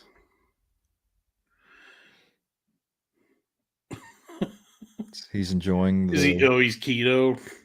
Jeez. Oh, he threw it out. Just fucking the whole slice. Lewis did not have enough money at this time to do that. Oh yeah, Lewis has never been past there. Damn. Real That's ass awesome. Dude. Lewis JCK. Why even get pizza if you're keto? Why would you do that? Just go get I mean, I guess that's a great idea for New York, is like a keto pizza place where it's just cheese and toppings. Yeah. Maybe there you go. Hey, hey, Lewis. Here's an idea. Take some of that gas digital money. Open up a cheese and toppings place. New York's first keto pizza. I really can't tell if Spike is trolling or not. He said he's in a Bronx homeless shelter. That can't be real, right? He's trolling. Yeah, he got me. You got me. He's trying to get your. He's trying to get your goat. He's trying to get rise out of you. You either got me in a fantastic fashion, and I admit defeat, or you are the biggest loser of all time. Yeah, fantastic beasts and where to find them. Because if you're in a Bronx homeless shelter, why the fuck are you watching the stream right now? Go get a job. What the fuck? Go get a fucking job, you bum. Drive a forklift and then listen to this while you drive the forklift. Yeah.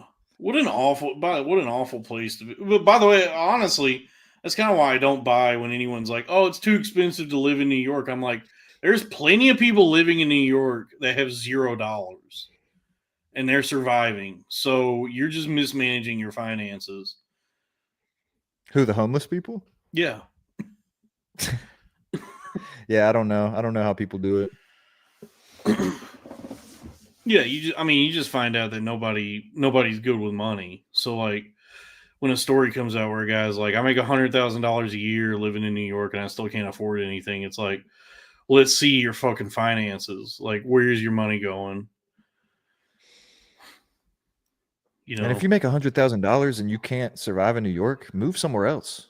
Well, there's that, but it's also like you just have to scale down the way you're living. Like, get a cheap apartment, and then don't order DoorDash for every meal. Yeah, or just like if you need to get to the city, just move somewhere outside. That's like you don't have to live in the city. Yeah, live outside the city, or just have roommates. You could get an apartment for like less than $1,000 a month if you don't mind having like 3 or 4 roommates. Yeah, I'm done with the fucking roommate game. Never going back. The life of a comedian. 37 years old, 4 roommates. Look at fucking Ray DeVito. Doesn't even know his credit score. He's doesn't even know his credit score. Yeah. But Ray DeVito, he makes it work. Mm-hmm. So there's a guy who doesn't complain. The dream is there for anybody who's willing to reach up and grab it.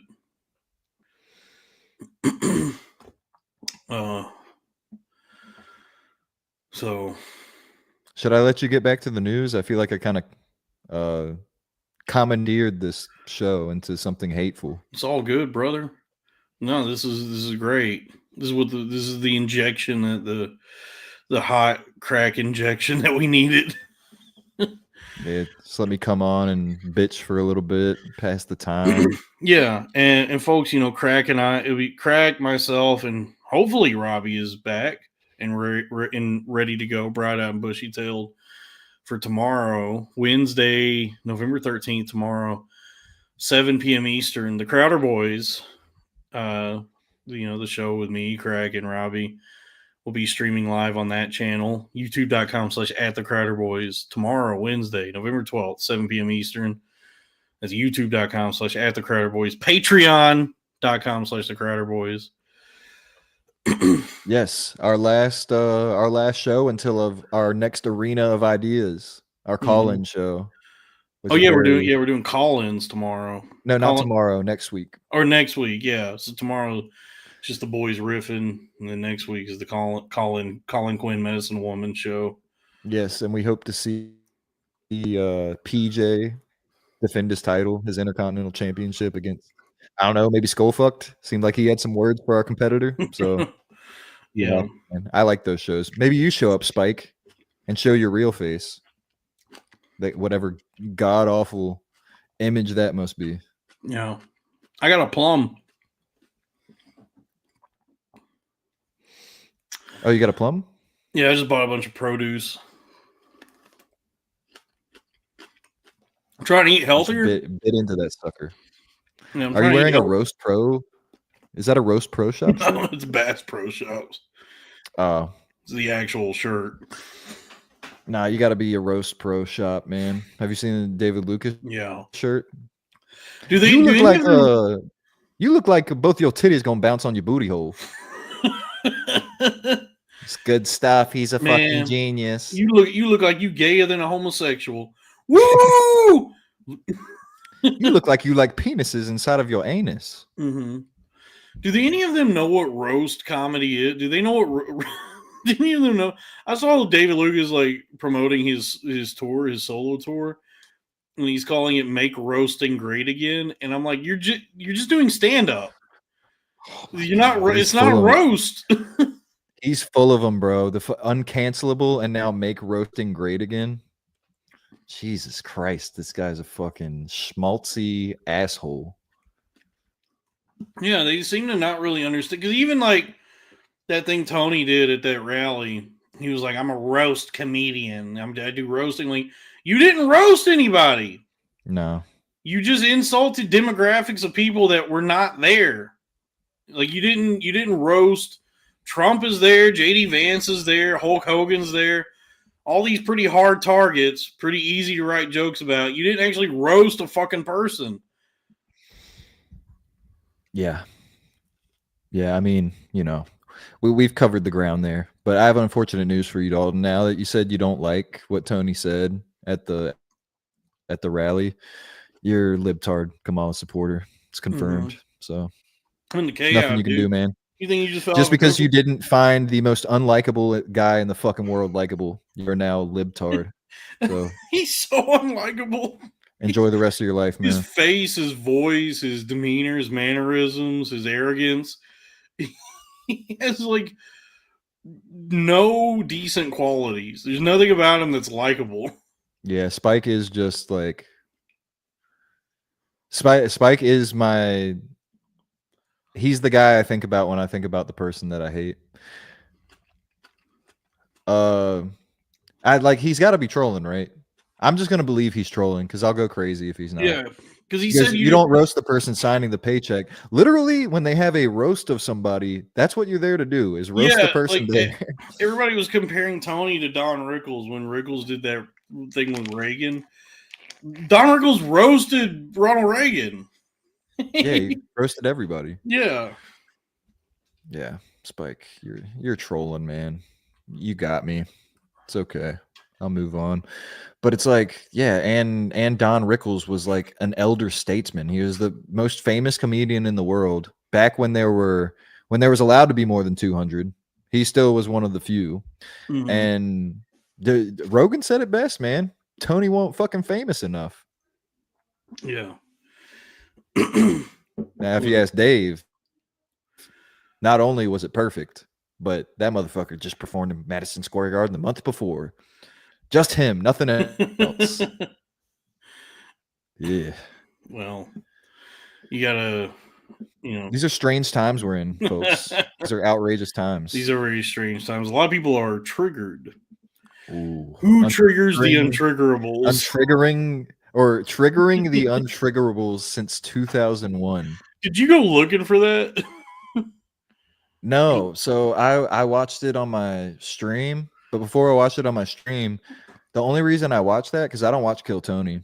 I just watch Red Bar's coverage of it. But I wanted to watch that moment because I knew from Skankfest that Ari took a shit on the stage. So I was like, okay, how are they going to censor this? And it turns out they censored it with the only thing worse than watching Ari taking a shit was hearing his opinions on comedy. Yeah. Yeah, he's yeah, that's what he said. Stupid. And I thought I knew what the worst thing that happened in 2001 was, but now we know. Now we know what's actually the worst. Yeah, the same people that were behind that are behind the actual worst thing that happened, which is Ari's If that's what he meant, that's funny. If that's what he actually meant was 9/11 was the first time he triggered the untriggerables. Yeah, then that's okay. I doubt that he put that much thought into it. I don't think he thinks that much. And it's like triggering the untriggerables. Like, yeah, like Kobe's family members and supporters. It's like the easiest people you could have possibly triggered. Well, yeah, it's that guy. He's a funny comedian. That guy Gianmarco Ceresi. He tweeted something that he had a pretty succinct observation about all that. I forget exactly what he said. He made a comment where he's like, the conflation of offensive with funny is one of the lamest things that's ever happened to comedy. Which is, a thought I've had, which is like I've always enjoyed edgy shit, like comedy. Like watching Louis back in the day, or anybody who kind of walks the line or goes over it. But there's a difference between like doing like something that's edgy but still very funny versus just doing something that's shocking and offensive to just Yeah, elicit a reaction no matter what.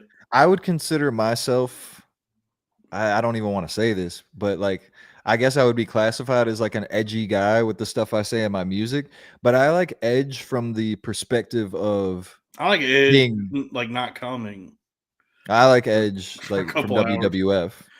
Yeah, Uh or don't like the Edge from U2. no, I don't like that edge. He stinks. But I like when it comes from a place of absurdity. Like you hear something like somebody says something edgy in an absurd way where you just go, holy shit. Not from a place of like, I'm making a point with this, that the libs are not going to take my speech away. Like I'm drawing a line. It's like, no, just I like the absurdity of being caught off guard by somebody saying some crazy shit. Yeah, but it also to me because like there's a lot of guys who will just like say something wildly offensive that the only reaction it elicits is like the audience being like, "Oh, yikes," or it just genuinely upsets people, and they like twist it to be like either y'all need to develop a sense of humor, or like this is just what I do. I trigger the untriggerables. It's like, well, this you didn't like make an attempt to really do anything funny. This is like akin to like Gigi Allen diarrheaing all over himself and then drinking it. Yeah, that's the thing. It's like C Dumps here says, "Crack, I love you," but I think he meant comics like Rogan, Norton, edgy comics that complain about people being triggered. Like even if that was the point, they're like you can't say that taking a shit triggers somebody. People are just grossed out by that. It wasn't Yeah. anything that Ari said. If Ari said something and then the comics were like, "Oh my god, how could you By say that?" the way, it's That's all these triggering them. it's all these fucking people who spend hours upon hours pontificating about the craft of stand-up comedy and the art form of it. But then if like you hear all that shit, and then if you actually go to a show and you just see Ari take a dump on stage, you're like, this is what you've been working on? Like It's fine if you want to be that guy, if you want to be like a shock jock humor kind of guy, but then don't also be on Tucker Carlson talking about like the preservation of comedy and free speech and cancel culture. It's just like Dave Smith with the politics shit. It's like, bro, how are you going to be all these things at one time? Be the guy who takes a shit and then that's it. Like you can't be on Tucker Carlson being like, yeah, so I was a pussy after I made the Kobe joke and I left the country. I went to China so I didn't have to face any of the consequences. Like, and then you're taking a shit. Like, I don't know. You just gotta. People won't understand. I guess it just doesn't feel genuine. Ernest goes to Vietnam, says, got $20. What will that get me? Anything you want. But yeah. Well, Dalton, I think I'm going to go ahead and get out of here and let you get back to your show because I think I've injected some venom here. I think I riled up the chat. I kind of fucked everything up. No, dude, it's always you're always welcome. If you ever see me live and want to hop in, any of the usual, any friends of the show are welcome to. It's all love here. Hell yeah, man. Well, everything gonna be Irie.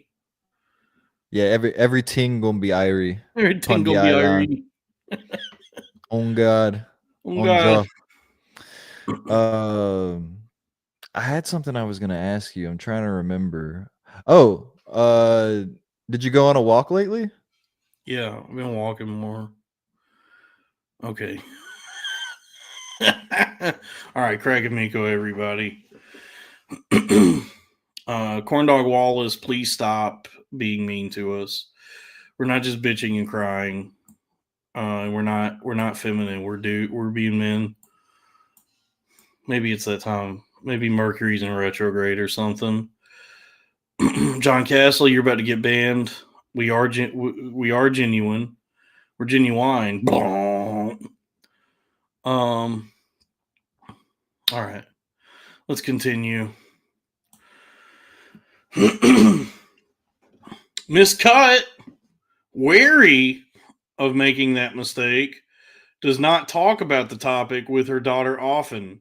It's been made perfectly clear to me that this subject is not to be discussed. See, that's the you gotta set boundaries with your parents. She said boundaries. It's one of them therapy things that a lot of people say now as a way to manipulate you. Typically, it's women with BPD. They'll be talking about boundaries a lot. They demand pretty strict boundaries for themselves, but then will suck the life out of you. That's for damn sure. It's been made perfectly clear to me that this subject is not to be discussed, she said, though sometimes she cannot help herself. Miss Cutt tells her daughter that the woman she is 10 years from now will not recognize the person she is today and nudges her to keep her options open. The situation can feel like a personal rejection for older parents, Dr. Mulqueen said. Some of her clients ask themselves, did I mess up as a parent so much that my kids don't want to have children? Yes, that's probably true. I mean, if you're raised, sometimes you could try your best as a parent and completely fail. And when one's peer group is deep in the trenches of grandparenthood, shuttling kids to soccer practices and ballet recitals or spending disposable income on plane tickets for family visits, it can also make those without grandchildren feel left out in the cold, Dr. Mulqueen noted. So these are just boomers with FOMO. These are just boomers who can't figure out what to do with themselves or how to make any good use of their time, and they're just seeing people with grandchildren and just getting in like envious and like dealing with that feeling of missing out. It's like when your friends are getting married or when your friends are having children and you're not. She said, well, live your own fucking life then. Don't worry what other people are doing. Try to find like some sense of purpose and joy and meaning in your own life, and don't value your own self. Like don't place your worth in the hands of other people. Don't measure yourself against what other people are doing. Then this all of this fucking article is reading to me is like just childish people in their 60s and 70s, just like geriatrics who and never grew up or figured out how to like be content in their own lives, and so all of their self-worth and value is dependent upon like other people. They don't know how to just like chill and be at peace with their own fucking life. Grieving a child's choice. Like every parent interviewed for this article, Jill Perry, 69, nice, said her two daughters, both in their 30s and child-free, should be able to make their own choices about parenthood, and they have her full support. But now would also be the perfect time for her to become a grandmother, she said. She was laid off from her job running a college student health center 2 years ago after decades of working as an emergency room nurse. Yeah, now's the time to become a grandparent, is when you have no job or money. That's really when you should be trying to introduce responsibilities that you're not capable of maintaining or managing. When friends post happy photos with their grandchildren to social media, Miss Perry often feels the tug of what might have been. Her house would be the, quote, fun house, she said, where little ones could paint, have adventures, and make a mess. You could do that yourself. You could fucking sling paint all over the goddamn walls. It's your house. I think that's the part I'm really struggling with, she said. Like, okay, I won't be able to do that with grandchildren, so what can I do to fill that need? Literally whatever you want. Just do whatever you want and have a good time. Miss Perry stays busy with her husband, dogs, book club, and playing mahjong. There you go. But she also feels a bit alone as time goes by. Grandchildren bring such hope and light into your life, she said. To have that is a counterbalance, I think, to aging, because aging is hard. Fucking go live. Go do something then. Go do something to take your mind. You're just sitting there like whittling away the hours thinking about how old you are. Go parasailing or go on your own adventures and go painting and doing coloring books if you have to.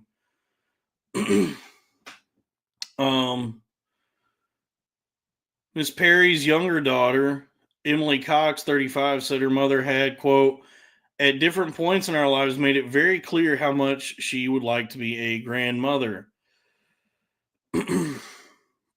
While her older sister has always said she did not want children, Miss Cox has felt more ambivalent, leaning toward not having kids because of concerns over financial stability, school safety, healthcare access, and not having found a trusted partner. And that's a pretty big one. you probably do want to try and have like a dad for your kids. Part of my grief process has also been like, oh, is this something that I'm not able to give my parents? She said, and what responsibility do I have for that? None. You don't have to give them anything. You don't really. I guess like technically, you don't really owe your parents anything. But it's a nice thing if you can like financially help them out in their older years. But you don't have to have kids for them. You know what I mean? Like this idea that like, oh, I should have kids so that my parents get to have grandkids. It's like, I mean, no, you don't have like you shouldn't have to feel that. Like, you know what I mean? Like, don't be creating new life because you think it's what your parents want or that it's like you have some responsibility or owe that to your parents. It's quite the undertaking to create new people, and it's not something you should enter into out of a sense of obligation to your parents. Miss Bidwell Smith said that it was important for parents like Miss Perry to give themselves permission to acknowledge and sit with their grief. For some, that is difficult. They may tell themselves they should simply get over it because there are far more serious types of loss in the world. Yeah, honestly, yes. You should just get over it. All things considered, you've lived a blessed, privileged, semi-charmed kind of life. And there are a lot of people in this world who live a zero charm kind of life. To the extent it is possible, experts encourage non-grandparents to explore different sides of themselves. Those who miss spending time around younger children can find ways to get involved, Dr. Mulqueen said. One of her clients who had a background in accounting volunteered to tutor math at a local school. There you go. There's always a way to there's always a way to be around kids. If you so desire. Ms. Bidwell Smith said it could also help to ask, is the next chapter of your life, if the next chapter of your life does not include grandchildren, what new activities or adventures might be possible? There you go. That's what I've been saying. Like literally whatever you want to do. I guess if you have the money for it. I mean, probably for most people, the next chapter of your life is just like doing nothing and hoping that you have enough to cover the bills next month. Miss Perry's husband, Dr. David Cox, 67, does what he can to avoid romanticizing the grandparent experience, clocking when friends grumble about having become an, quote, overworked babysitter. Still, he feels pangs of sadness, particularly when he and Miss Perry pass a park full of happy kids or when he reminisces about his grandfather who immigrated from Sicily and was in some ways more of a father figure to Dr. Cox than his own dad was. I think we both would have loved to pay that gift of unconditional love and guidance back in spades. Whoa. Easy now. If we were grandparents, he said, speaking of himself and his wife, but not to be. All right. This article was just a load of just a whole big old pity party for boomers who feel like they didn't get what they were owed. Yeah, sometimes people ain't be having kids. It's not that big a deal. There's enough people, and it's, you know, like I said earlier, it's a perfectly valid reason to not have kids, to just say I don't want them. That's you know, you don't have to try and like come up with any other reasons that you think are more legitimate to make it, you know, try and make it seem like you're more virtuous in not having kids. It's like trying to, this whole idea of like, oh, who would want to bring a kid into this cruel world where the environment is collapsing, the environment is deteriorating. No, you just say like, I don't want kids. That's fine. But then there's like this undercurrent, this like you know, this concern I've seen expressed, and within this article, this kind of undercurrent of that, the idea of like population decline, population collapse. You know, people are not having kids as much as they used to, so the population is going down. And to that I would ask, like, who cares, or what bad thing is going to happen if we only have, you know, 7 billion or 6 billion people on Earth instead of 8 billion? You know, like whenever like Elon is on X, the everything app, formerly Twitter, decrying the woes of population decline, and he's like, people need to be having kids more again. It's like, well, so what's the negative consequence of people not having kids as much as they used to? That there's less people on the planet. So how's that bad? There used to be less people on the planet, and everything everything chugged along just fine. You know, 50 years ago there was like 5 or 6 billion people. Now there's 8 billion. If we went back to 5 billion, what does the humanity cease to be? Nobody's ever articulated. Do not call me dumb, or don't say that anything I'm saying is dumb. If you want to critique what I'm saying, elaborate. You can't just say that I'm stupid or that I'm saying something stupid. Why is it stupid? So you've been cucked by corporations, corporate American capitalism. Your argument is that there are no workers and only old people. So the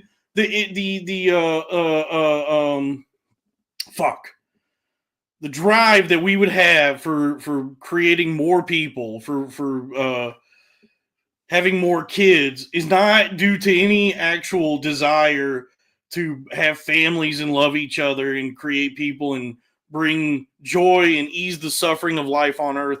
No, it's for the betterment of fucking shareholders. Is that what you're saying? Not enough workers? That's the negative consequence of the lessening population. Do you hear yourself? That's it. That's the main concern, is that there's not going to be enough, more, as much of a workforce. There's not going to be more grist for the fucking mill, and so we have to make sure that people are still cranking out babies, so that somebody like Elon can pay people cents on the fucking dollar to do the labor for them. You have been propagandized effectively by corporate America to want to act against your own best interest for the betterment of a handful of fucking shareholders. And I know the mill needs grist. The mill does need grist, but do we need the mill?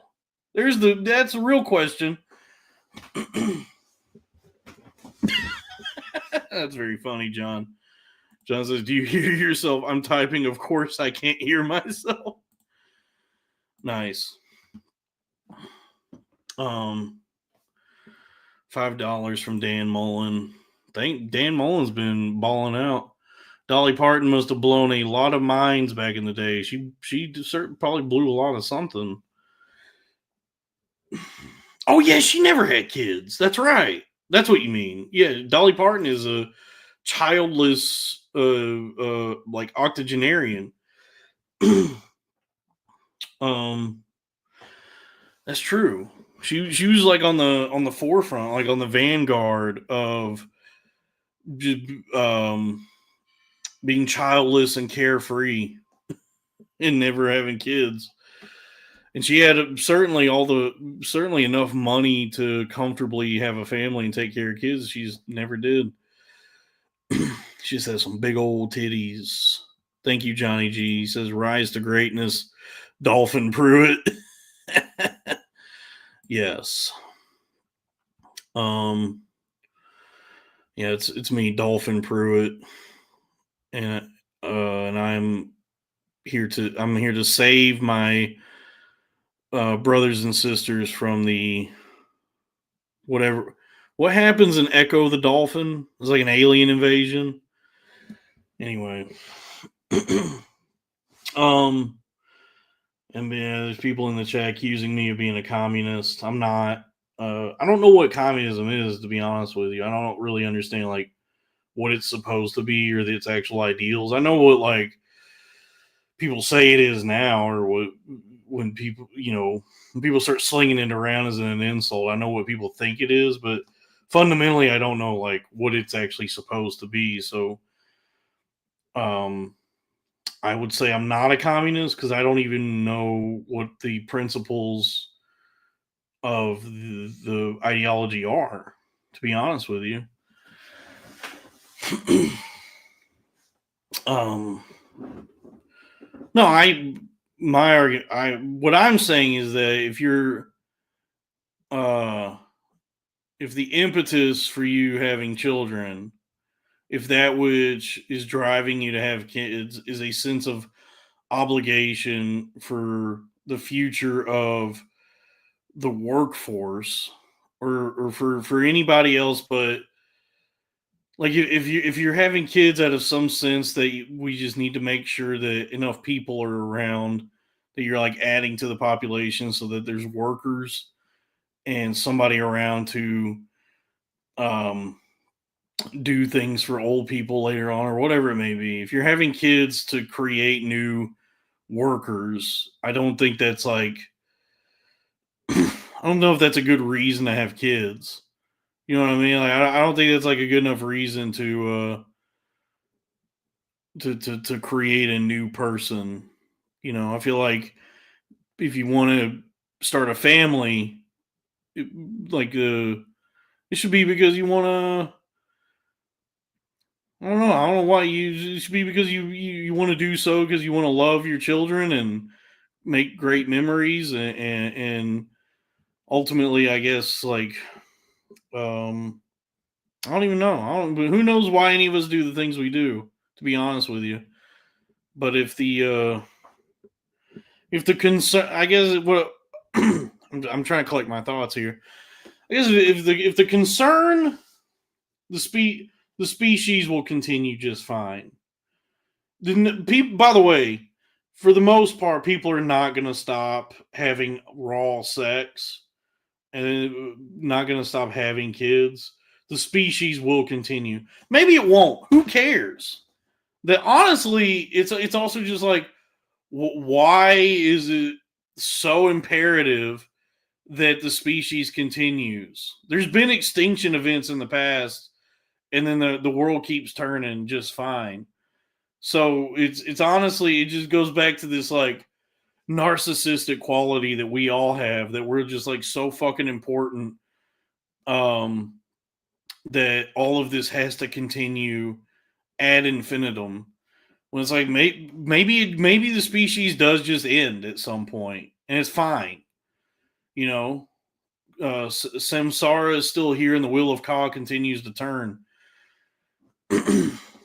um so uh So anyway, so yeah, if the concern regarding like population decline or population collapse is like a lessening workforce, or not as much capital is going to be able to be produced. I mean, honestly, probably isn't that what they want? Like, they don't want to have to actually pay anybody any money. They don't want like the powers that be, or like anyone that actually owns a corporation or a company. They don't want to have to pay anybody. So wouldn't that just like a declining population would further necessitate the need for automation and a like robot workforce, and so due to that necessity will expedite the innovations therein, and then we would achieve automation faster as the population continues to dip. So they say necessity is the mother of invention. um So it's yeah, I mean everything will be fine. Uh $2 from Lucas Danner. Thanks for steaming. You're welcome. I enjoy steaming. Steamed hams. Aurora Borealis.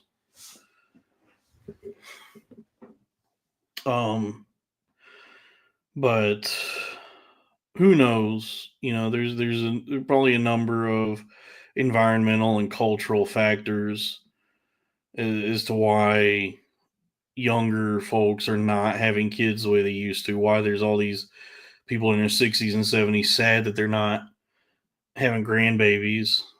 But everything gonna be Irie. Everything gonna be Irie.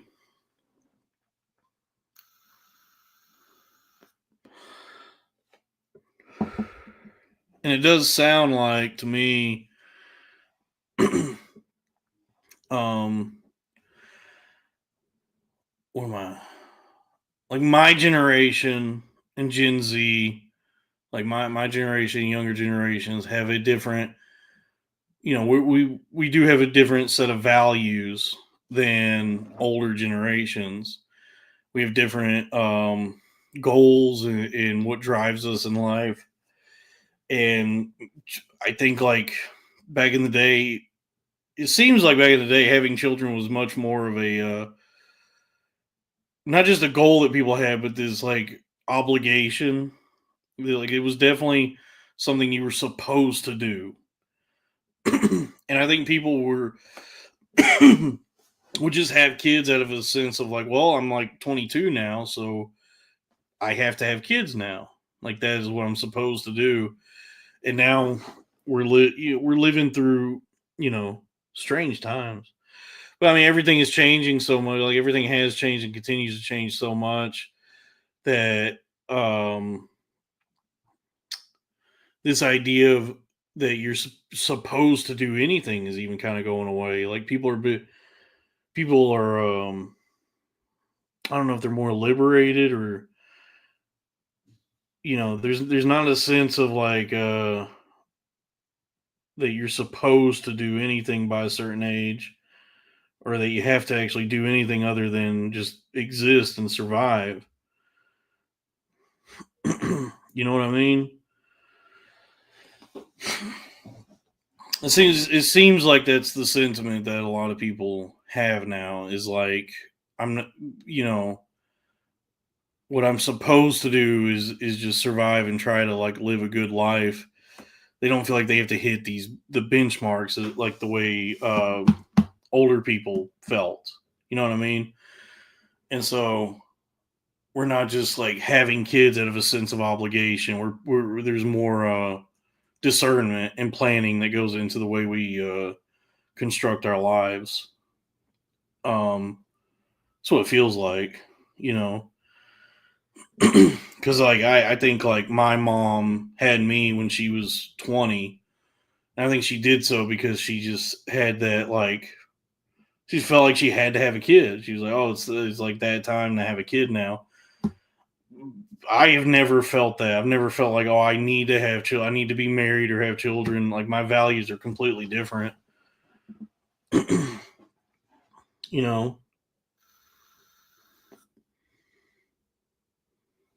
I don't even. I'm looking at the chat now. I don't know what y'all are talking about.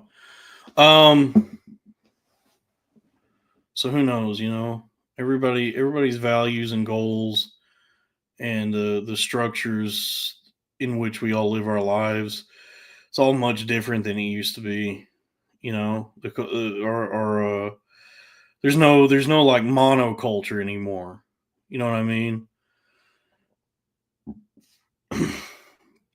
There's no like unifying set of values. Everything's so splintered, and everybody's like trying to figure out what they want to do with their lives, or just trying to figure out how to survive. And so they're not, I don't know, they're not having kids the way they used to. And now there's all these like selfish baby boomers who can't envision any other life but their own. Who they're sad because they can't imprint themselves onto another child, or they can't. They don't have like this new generation of people in their family, like youngins running around that they can, you know, find happiness through another person. You know what I mean? Like they're looking for happiness through another person.